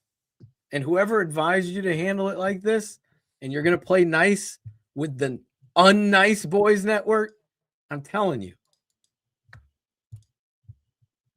Have they awarded the Bears the picks yet? No. Not yet. Will the 49ers get more picks because Saleh went to the Tennessee Titans? No. Maybe they Bears will. The Bears did have one more hire, female hire in their front office that I didn't bring up. Yes. It's Ivanka Vargas, EVP of the Chicago Bears. This guy's smoking a Stogue. Sig. That's a Sig. Something. Gotta give up those cigs. I tell Angela all the time. He went to the Jets. They got picks. He'll go now that he's went back to the 49ers for a few games and leaves and goes to the Titans. They'll get picks. It did look like Jose. It looked like Jose Torres. Jose Torres. You might have another son. Ivan Vargas. Ivanka Vargas, a daughter. It's a daughter. Daughter, I meant. But anyways, I think we've said it all. That. The other thing I want to address tonight real quick is the Caleb Williams thing. Yeah. The Caleb Williams did not, and I repeat, did not nickname himself. Anybody that didn't know, he was being called the Iceman literally daily on every radio, TV, players, other teams were calling him it. Freaking embarrassing that his teammate. I mean, I was saying that this kid has ice in his veins. Ice in his veins. The head coach comes out and says that. You've heard it many times here on last year with the fucking Eberflus. I was saying it. And then he comes out and does these miraculous things, and his teammates are calling him the Iceman.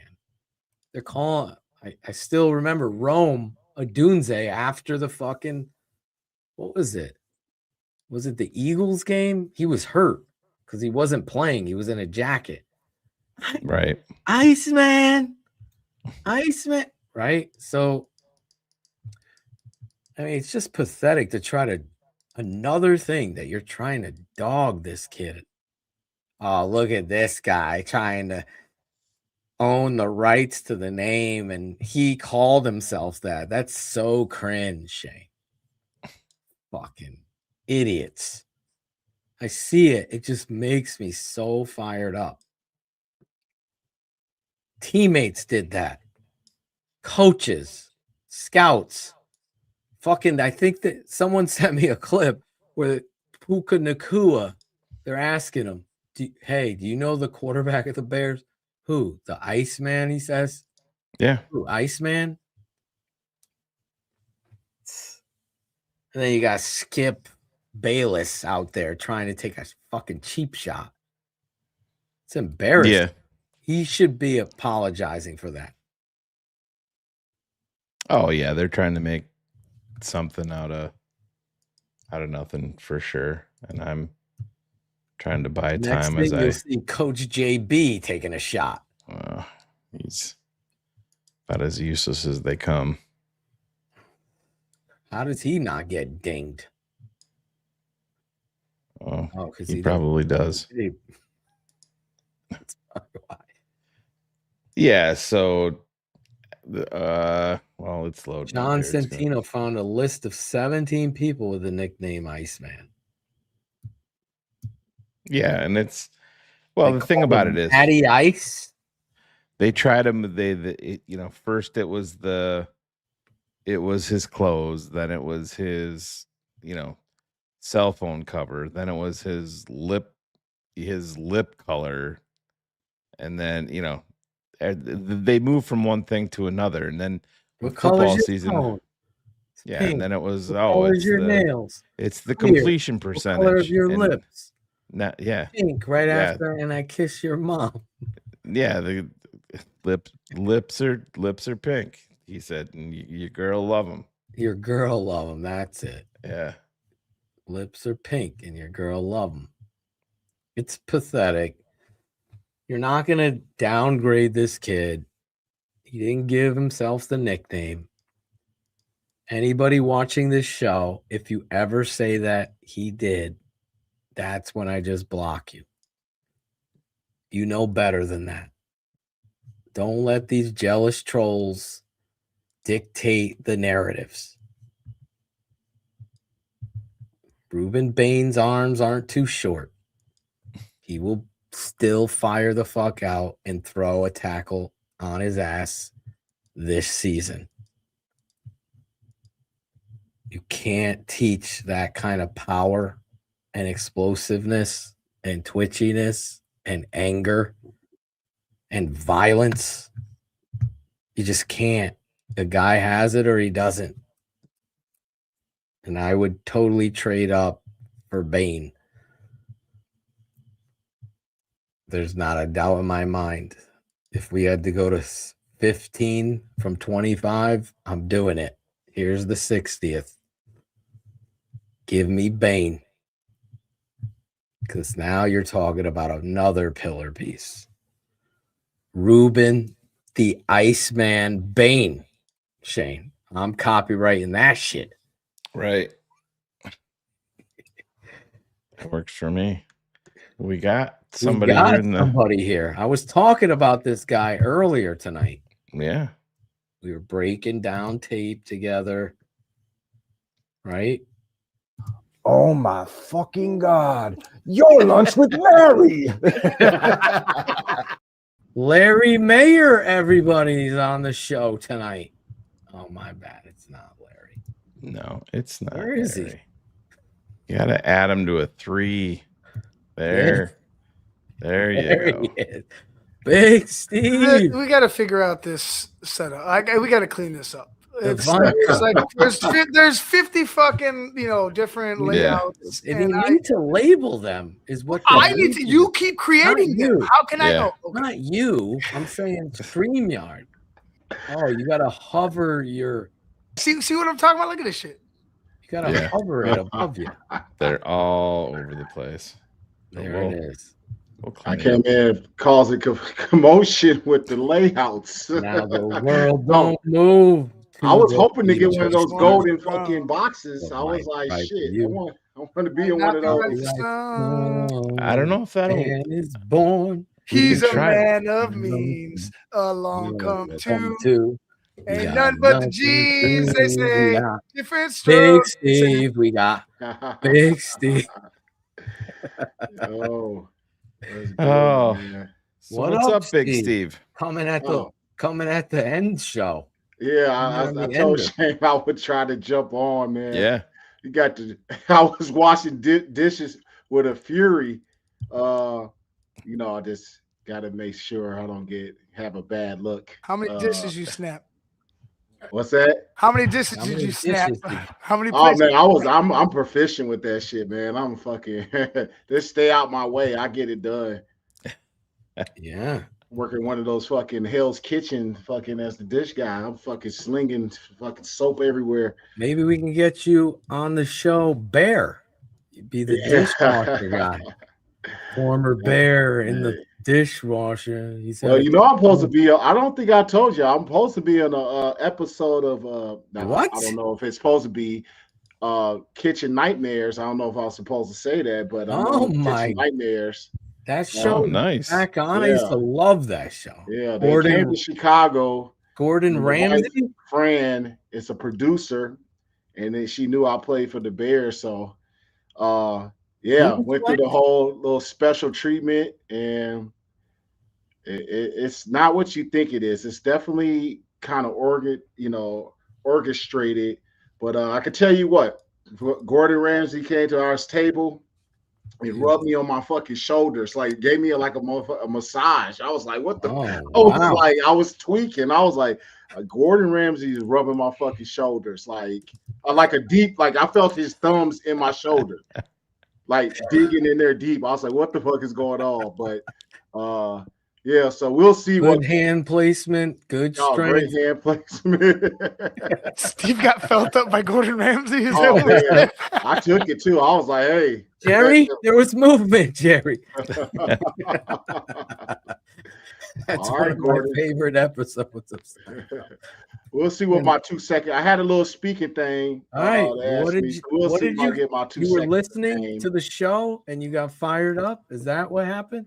What's that? Were you listening to this show and got fired up, or you were just fired up in general? I just fired up. I just wanted to visit. I ain't talked to you guys in a while. I'm on spring break too, so I was like, let me pop in. But I'm always fired up. These people pissing me off.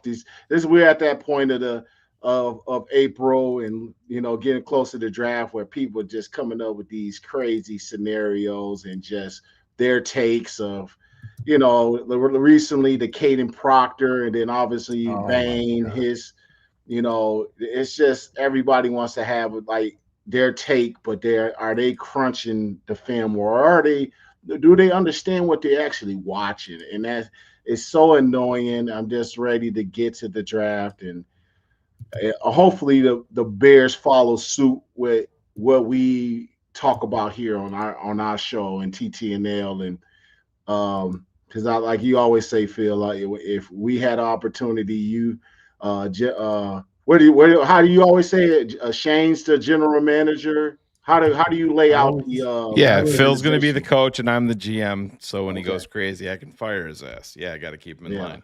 And then what would Cars be? Would he be the He's our cap guru. Cap? Yeah. And then we said, I know we said Ivan's going to be The eye. He said he's the eye candy, is what Ivan said he is. Hey, you know, as long as you know, as long as you're willing to admit that, I'm cool with This guy would be pulling for Rodriguez from Texas. Yes. Him and Ivan, are we Rodriguez. going to the draft party again and get fucking sick in the wind tunnel? Well, I mean, like I'm definitely down to go. Like that's 100%. And I got like, sick as hell and pissed off, but which ended up working out, Loveland. But man, Ivan was so pissed. Well, our guy went one pick before the Bears pick. Right, Yeah, that's what made it worse. Yeah, that's what made it worse. That's what That's set what- up. And then we're like, okay, at least go get a DN. And then it was like, what the, Exactly. Hey, Ivy, remember we saw Javon Dexter and we were like, this guy's fucking huge. And I'm just like, And honestly, he's a big dude, but yeah, like I said, look, play like look like Tarzan, played like Jane. Like, so you know what I'm saying? disappointed. So much potential that's not being met.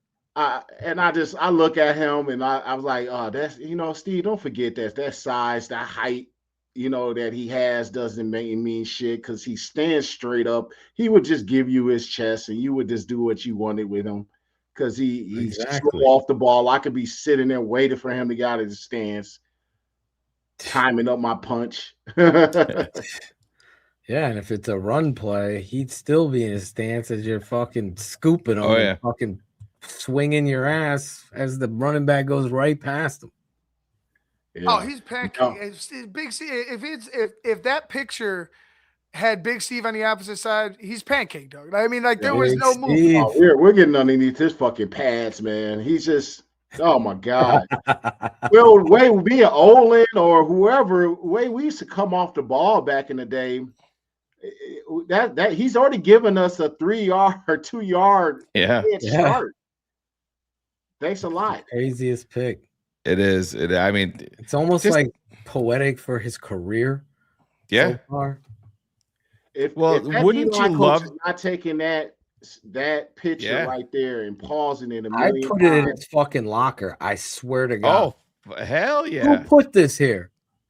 Head coach Phil. Yeah, honestly, I would love to sit down with Javon and I think it's healthy dialogue. You put that up there and you say, explain this. Yeah, to me. That's what you're supposed to. That's what's supposed to happen in your meeting. You're supposed to get called out. If I was laid out of my stance, and it happens time to time, you would get frozen by Harry Hestead, Bob Wiley, Juan Castillo. He was probably more notorious than anybody calling your ass out. If you weren't on accordance with the play, and that should be something with a young guy. You need a point, like, dude, what do you like? Look, where would a guy like Tommy Harris have been? On that, you know what I mean? That's fucking field, making his second counter move already. Yeah, exactly. He's like cross stepping after he's gone to the left by now. I mean, look at Montez. And if you don't think we need an upgrade there, and I know we need upgrades all over this, but like I particularly start looking at this draft and where it could fall. And I mean, you just got to let the draft. I mean, but if we're not looking at D ends and D tackles, I don't know, or O tackle, if that one, Caden Proctor or any of those other top guys fall to us, you're out of your mind because up the middle is where you got to live. And you got it, and you to say Woods is not a disruptor. I'm hearing people his well. So what was the thing about his 24 season? I'm hearing that people are trashing on. that No, They were his trashing on 24 Woods. year was good. Yeah, I it's forget who I was listening to that was trashing on 2024 Wood. was better. Yeah, for sure. 24, yeah. No, So, that's and I what they know were was he saying. playing a This lot of year zero wasn't that. no's this year? They were saying this year wasn't that good, but Yeah. you and I watched this year's tape, and it's really good. So it's like that's why you can't listen to these people. Short arms. Somebody, I will tell you that this. same person said short arms for him. He didn't particularly test well. You know, it was just This here's a thing, Steve, and fans. I think it's very important. I think Shane might have pointed this out before. I don't know. But you listen to these guys, and they're very direct. So they have a way out of their analysis, but they use what they've been told by people they know in the league.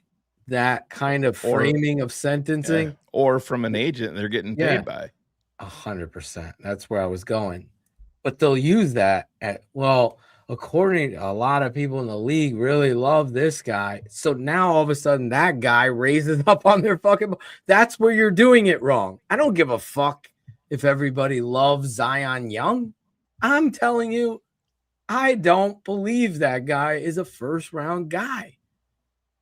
He's first round traits. It goes back to the heat that we took here as a network, and I know Steve was in agreement with us too, when it was the Darnell Wright debate versus Jaylon Carter.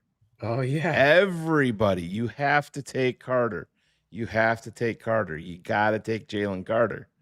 And I had somebody in my DMs the other day say that the Bears still should take Jaylon Carter over Darnell Wright. And there's no fucking way would I do that. And that's the problem with these analysts and fans that are trying to make their name in doing what, you know, we're doing.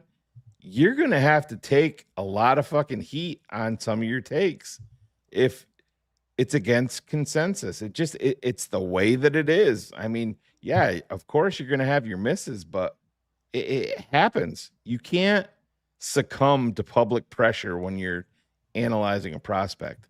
If you're different than everybody, you have to have the wherewithal to stand behind it. We ranked Alec Pierce. Yeah. Yeah, it's just you see what Jaylon Carter, like, of course, he can move the freaking needle for you, but when he's just not motivated, it looks like there's been that rumor that they were possibly trying to move off of him, and you know, that's something the Eagles, you'll see a good organization like, hey man, you know, things that he's doing behind the scenes and his efforts on the field. Yeah, they just like, okay, in someone's face. He's this me guy. That's what you try to get rid of when you're trying to build championships. You can have they used them. They got him on a steal, honestly. Like, but now when it comes to long time commitment, they have some questions about doing it. So that tells you a lot. You know, but Darnell Wright, without him, would we be where we need to be? No. Hell no. He's a guy you're getting ready to commit long-term money to. Yep. And that means a lot, man, when you look at just building that O-line, to have an anchoring part of that O-line to start with. And we had it's been a long time since we had that one young pillar to build off of, and that's Darnell moving forward. So that was a win. That's what I'm saying. What were the motivation issues for Darnell Wright? That he just showed up every fucking game. He was playing injured. He was playing. Yeah, and then he had a shit. You know, and I was one of the biggest critics on Darnell, and he looked aloof at times. But you know, I think when you get an O-line coach, and when you have a terrible O-line coach, it can mess with you. It's particularly if you're a young offensive lineman who still is in his development. That O-line coach Morgan was awful, awful. And you see what happens when you bring a new guy in, right away turns this guy's career around. You did see a more confident player, more technically sound player. So I don't know what it was, but I tell you what, your O-line coach and your coaches mean a lot to your team. We saw that with Ben Johnson and his staff last year. Yeah. He's outstanding young bookend. And he didn't have a tackle. revolving door next to him. That matters. Yes. Jonah Jackson was huge. That was Yeah. huge to have somebody right next to you when you're able to look next to you, and that's not another guy and another guy. It's one thing injuries, but if it's just like performance. So, like you said, Shane, he was a young prospect coming out, so it takes a little time to he's still only 24. Acclimate yourself to the league. You had bad coaching. He got hurt in his shoulder, and yes, I addressed it on here a few times as well as Shane. I can hear us saying it about him being in shape. That he wasn't in the best shape. That happened to go along with the injury, which you have to take into consideration. It's hard to get in shape if your legs are hurt and your left shoulder's hurt. So now here's direct quotes from Dan Rochar last training camp. So this is August 17th on Darnell Wright. Dan Rochar says, I feel right now he's a little bit too inconsistent. There's moments when we look at it where he loses focus or fatigue starts to set in. We see a decline in play, but when he's on point, I've seen Darnell do some things that you get very excited about. He's not been able to stack it play after play, which isn't uncommon for a young player. There are moments where I've seen the growth. Is it as fast as I want it or as he wants it? No. My job is to inspire and get him there and understand exactly what we're doing and challenging him when it's not right. I thought on Friday in Miami in the one-on-ones, and I'm not speaking out of my mouth here, I saw him set his hips. His hips were down, and he used his length. I saw a player we can win with. When I watched him Sunday, as I told him, you reverted back to whatever this is for you, and that's not acceptable. We'll have a standard. We'll maintain that standard and hold those guys to the standard because what he does or anybody that's playing the left tackle or any other position, it impacts the entirety of our unit. And so the way that you have to look at that is you look at what Kevin Byard, a multiple-time All-Pro, grizzled vet in this league, what did he say? Year one under Ben Johnson, the training camp was the single toughest training camp he's ever been a part of. So I don't think that Darnell Wright was alone. I think Kevin Byard would have said the same thing. I think a lot of these guys said the same thing. Because why? You finally have a fucking guy in here that doesn't believe in Club Med training camp, in Matt Nagy, in Matt Eberflus. Remember, these guys got to get calloused. He didn't callous anything. Exactly. He calloused their ass while they're sitting on the bench in training camp and during preseason games. That's all you did. So, yeah, I get it. And guess who was one of your best offensive linemen this year? Had the best year of his career. Darnell Wright, because he bought in. All pro. The coaching was there. He had consistency next to him. It's huge. Yeah. Rochar, what you just said about Rochar is just the epitome of O-line coaches that I've had, and I've had some. I was privileged to have really good ones, but I've had one bad one that the whole O-line performance went down, and that was in was that 04. Pete Haynard, came in and he was a tight ends coach the whole time in his career, and they gave him the O-line job, and he wasn't a technician coach, and our play went down. Technically, we were awful. And late in the year, when you're battered and beat up, you have to rely on your technique. And we didn't have technique. We just didn't commit to it like that. And he was out holding you accountable. Easted, and all of a sudden, everybody's performing. So it goes to coaching where you're not sitting on your ass. You gotta get right. There's accountability that Roshar had for Darnell Wright. There's a standard that he had, and he didn't have it. And he said it right there in that statement back in training camp. He didn't have that with Morgan. He didn't have that with that coaching staff.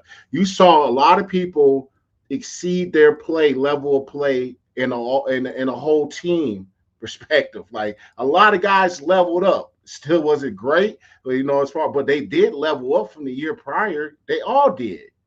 So that lets you know that you hit the right guy, and some guys outperform what they usually, who they are. And some guys, to be honest, some guys they got jobs, even though it was 1-year deals. Guys left here, even though I think it says a lot where after evaluated, Ben Johnson saw that a lot of these guys, barring Breyer, that weren't guys they wanted to come back. They wanted to change the makeup of this team. But still, those guys that we let go still got jobs, and they got them right away. It wasn't like guys are third-tier free agents. A lot of those guys that got picked up were first-tier free agents, and they, 1-year deals, but they got picked up right away. Right. Yeah, I think the only Bear player that left that signed the multi-year deal was Tremaine Edmonds in New York, and beyond that, everybody was a 1-year deal. But they got jobs. They're not sending. So that also goes to coaching, where their profile as a player elevated as well. I think if some of those guys were to hit the market after Eberflus season, I think it would be different if you put some of these same people in the market based on performance and everything. So this goes into a lot, and it's going back to Darnell Wright. He's got the right coach. And Caden Proctor, and let me just say this, when people saying he's this and he's that, I just see, can he lose some weight, 20 pounds, 30 pounds? Technically, I see his footwork, his feet are beautiful. He's a great athlete. What do you think is going to happen when he comes to a place like this, when we have the standards that we have and the things that were done for Darnell? He's going to exceed here. That you got to look at that. And who's he standing next to? Yeah. Fucking Joe Tooney. Yes, and I always forget about that. You elevate. You're going to elevate next to a Joe Tooney. Absolutely. So it's that simple. Yeah. You and I love him. Yeah. I think he's the best left tackle in this draft. Easily. Yeah, I think everybody's in agreement here on Caden Proctor. If the Bears come away at 25 with Caden Proctor, and Phil, I've been an Alabama fan forever. I'm very rarely high on Alabama players coming into the NFL draft for a multitude of reasons. It's very few and far between. I have zero. I think the Bears would be blessed if he's even available to them at 25. And I don't think he will be. No, I don't think he is. I've said this multiple times, and this isn't breaking news. I see him in Detroit, and I see him in Philadelphia. Kansas City as well. Yeah. Kansas City. I think that's his thing. We got too many gauntlet of teams that get it and understand it. That probably, and I'll be shocked if he lines up there. You just couldn't. Yeah, I think he'll be picked by Kansas City. That's my guess. So you're talking top 10, 9. Yeah, I believe where they're at. Yeah. And there's your left athletic giant mountain of a man protecting your number one asset. Yeah. You saw what happened when you have Jamar Taylor protecting your number one asset. It's not pretty, right? He's hurt. We did break down Jedrick Will's tape. Me and Big Steve, you are a patron. You can go over and watch it and get an excellent breakdown of what he's going to bring to the table, what we like about him. He wants me to tell him you get the full gauntlet. You go watch me and Phil break it down. I think I'm not going to say no. You can say. They try to get me. They try to see it. Spend a little bit of money.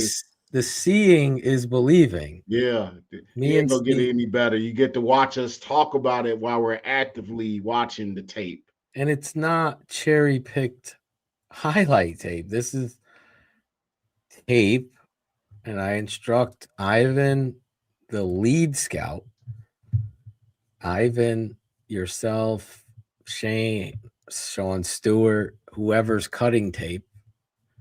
Like, I don't need all their highlight. Good and bad. I want all of that because it's so important to see everything in a player, not just their highlights. I said this, I think on After Dark, might have been on here, but the wake-up call is so real at that level of athleticism and talent. Just it's incredible how talented. So the bar of difference of some of these players is not too far as some of these guys are making it out. Now, the big thing is their heart, their determination, their pride. Do they love the game? If you can get that's more valuable because it's already a great athlete. Already a great athlete. So now the goal, as I'm looking at a Willis, is he working his ass off to be in shape after not playing? Is he lifting? Because that's only going to get him better. If he's just riding on his God-given ability, then you're not successful. Yeah.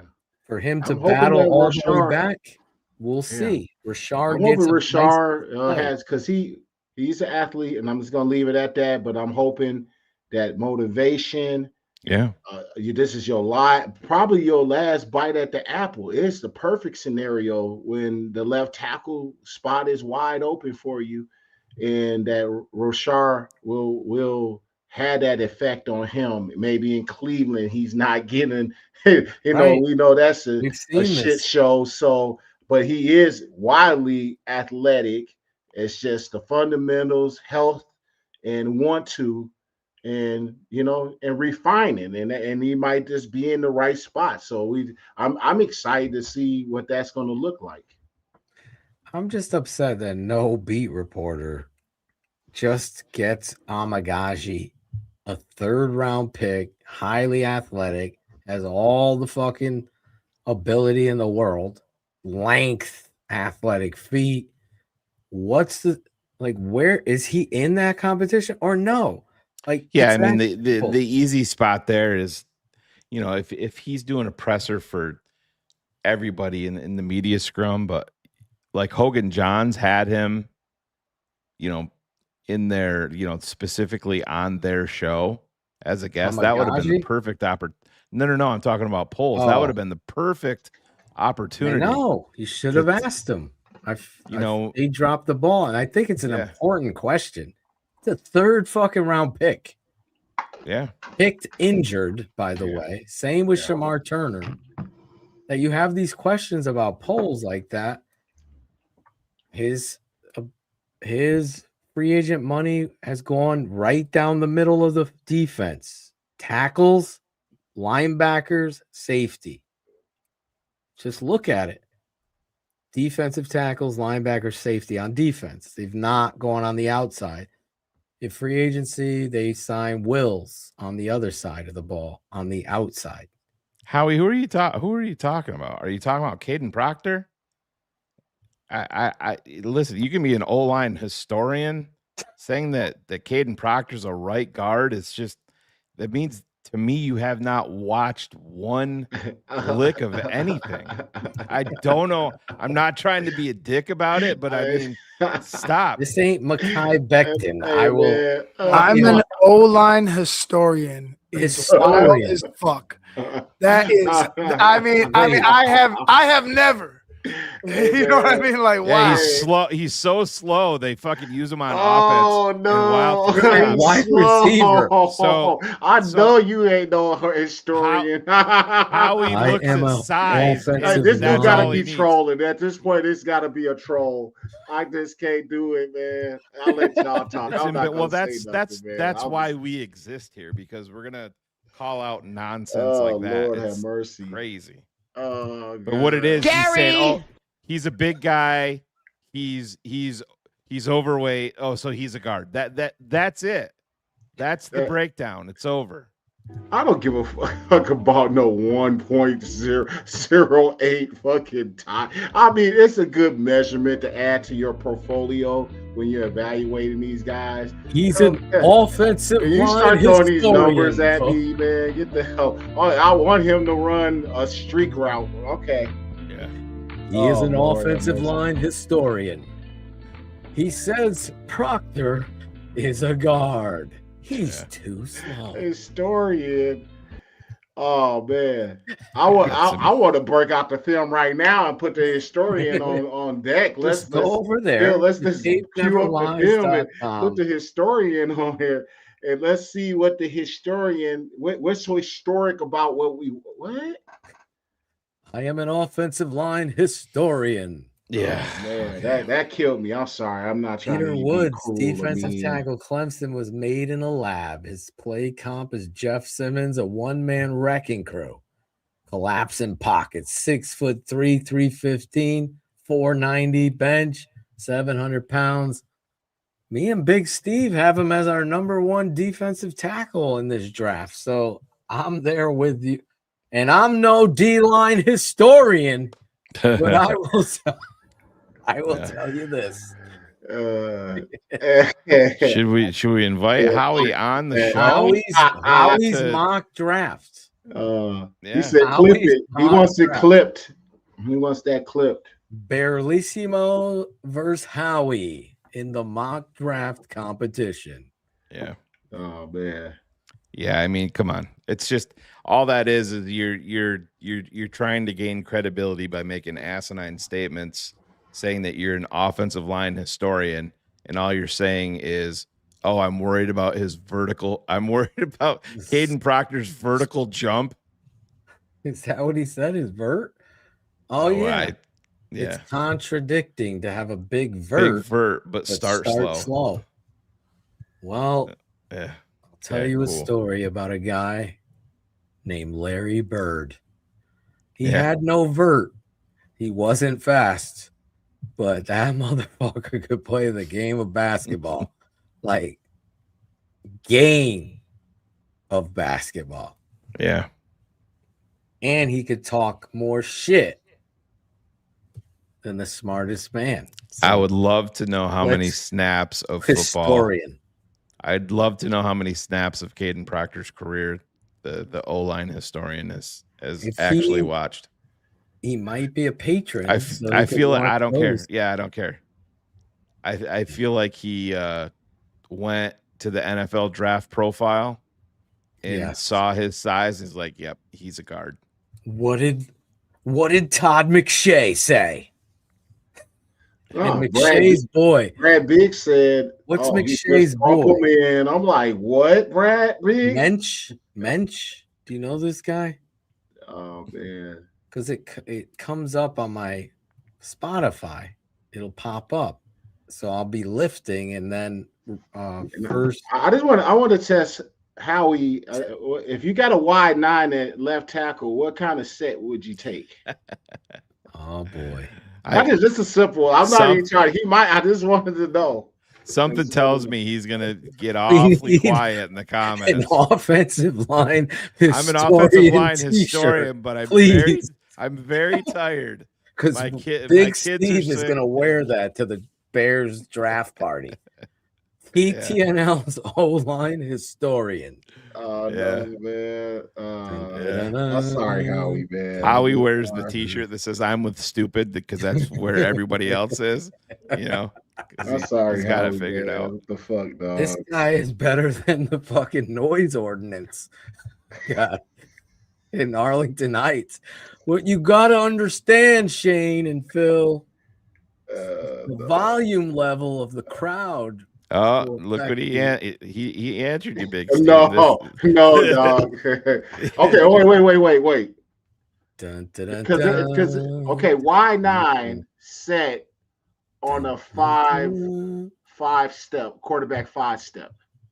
5-step. Okay, I just let me redefine that for you. Let's do it. 5-step. He's gonna chat GPT this.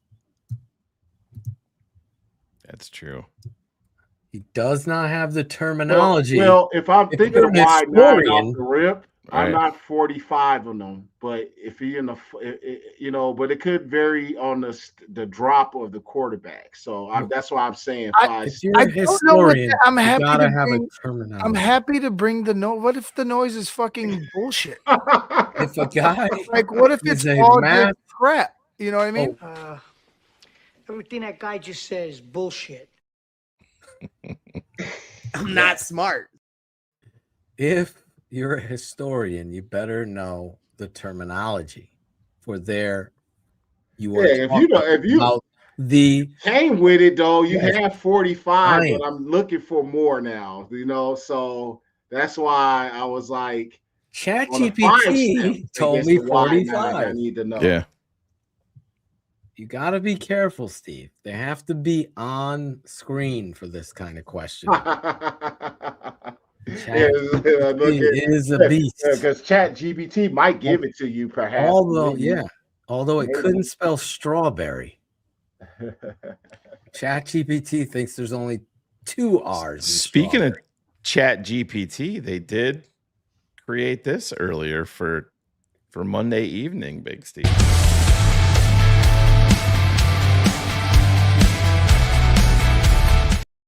It's gonna be the Big Steve live mock. Little Big Steve mixed Monday with, night with Cedric the Entertainer. Yes, little Big Steve Edwards, former Bears offensive lineman, gonna have his live mock draft. There it is. Monday night. Yeah. So we're gonna have 2 different versions, right? We're gonna do the one with the straight up. And then the one we make trades. All right. So we're gonna do it that There way. you go. I'm not gonna do what these guys did and think of the mind of polls, which is insane. I can't believe y'all did that. Like that would have to be a complete mind fuck. It did. It broke my brain a little bit because it was hard to. You wanted so bad to do it steer the it in right the direction way. of yourself and do it what you felt the right way was. And I'm like, well, Phil, we got to take a corner because that's what he's going to do, right? He was like, "Fuck this! I'm taking this." Oh boy! Hold on, man. Howie, last one for Howie because we was trying to. I know y'all got to wrap up and be done, but hold on. He said, "I received my O-line historian." Get the heck out! What does that even? What does that? I just mean? look at their stats and traits, guys. That's all. How we got to stop, bro? You got to stop it, dog. That vertical's not matching the get off. You digging a hole, brother. You just say that's a strong statement. I'm a historian. No, I'm a combine historian. So come on, man. Let's just cut it out here, bro. Who do you love? Car do you drive? All right, I'm done. I know y'all got to wrap it up. I want to. Y'all what's We did it all tonight. You did it all already. Y'all did. We talked about the stadium. We didn't talk about the stadium. What the fuck is a combine historian, bro? Another T-shirt, maybe. I mean, he's getting combine historian.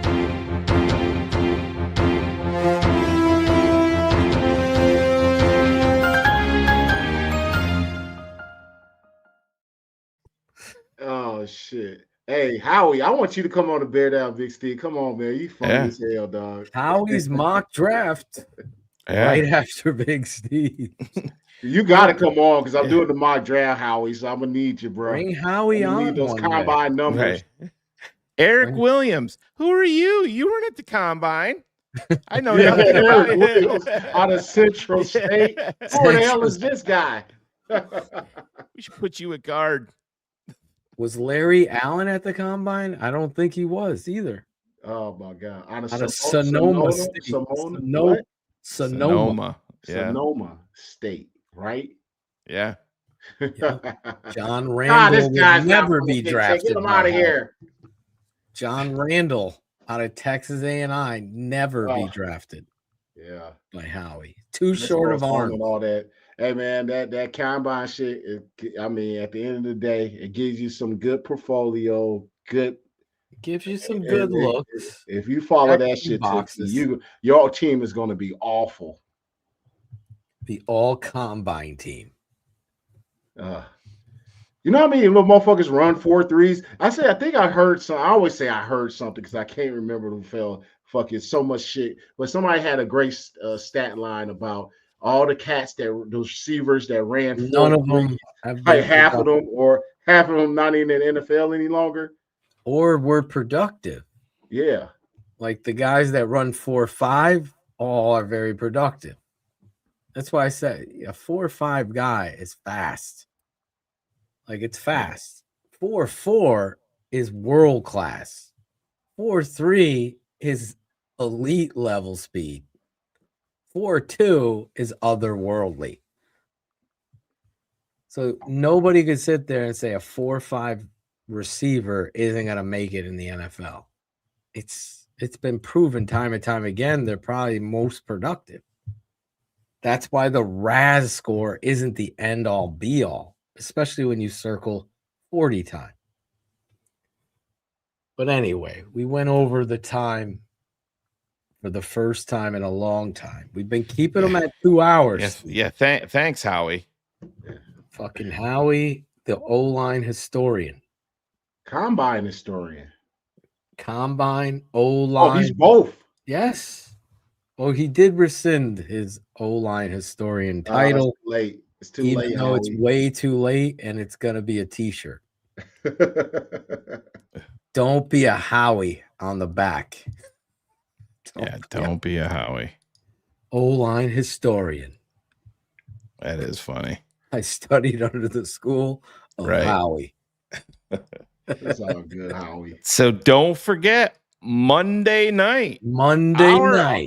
Our offensive line historian, Big Steve Edwards, will be live with his first 2026 live mock draft on the clock. Who's he gonna take?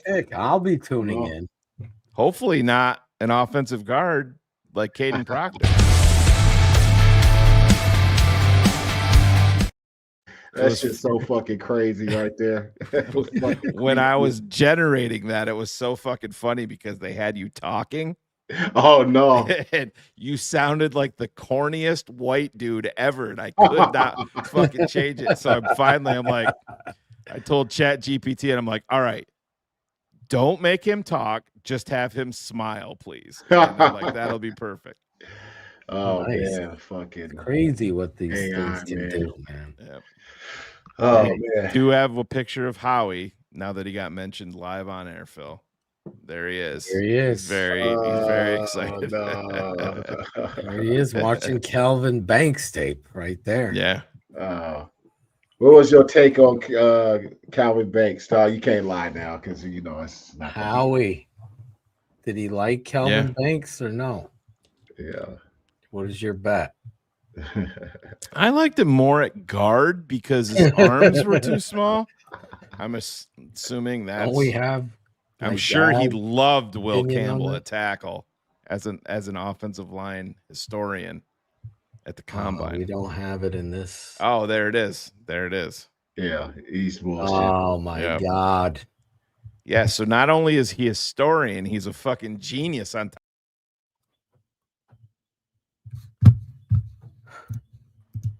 Are you there? What do you mean, are we there? I switched the.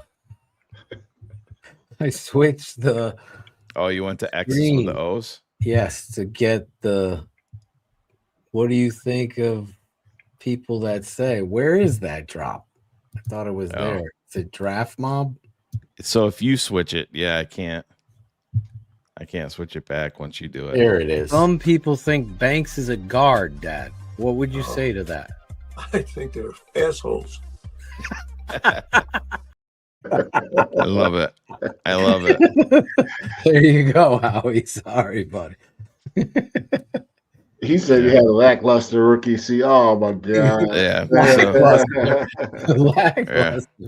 Yeah. Lackluster. Lackluster. Yeah. Well, Yeah, We I would did say it all. just stick to the combine. Don't stick to Yeah. anything else, Yes, Howie. yes. You're good. I do want to meet Howie though one day. Sure. But anyway, we'll talk about the What? We'll talk about the stadium and all that next show. But we talked about it all. The draft. Caleb Williams did we not. made Howie famous. Howie is famous here. Yeah. He's taking over Bullet's spot. You got to switch that back to the other brand. Oh, we do? Yeah. Switch it and then we can. Sorry about the technical difficulty, but since we're here, there he was. Yes. We drafted. Definitely a guard. Yeah. Cassius Howell. Yes. Howie has Cassius Howell as a punter. Hunter Mason. Lee Hunter. Malachi Lawrence. Yes, sir. Wait. There was Jedrick Wills.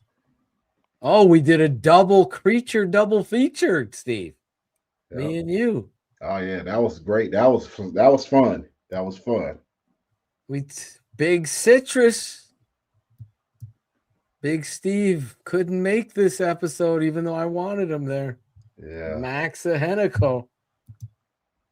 Yeah. So yeah, let me switch it back. Those are just some of the things we broke down. For you patrons, those of you that just signed up, welcome to the family. Get in there, just scroll back, go into the library. You can go back and watch all of our breakdowns, even last year's and the year before. That is right. Well, we're gonna get out of here. You patrons will have some breakdowns coming your way soon. Phil and I will be off this week. No After Dark this week, but Big Steve, like we said, Steve will be back. Be dropping the mock draft. So stay tuned for that. After Easter with Big we're gonna Steve. get out of here and we're gonna reassess this whole TTNL network thing because clearly we don't know what the fuck we're talking about. We have a full-blown offensive line historian in here. We're gonna get out of here. Talk to you guys later.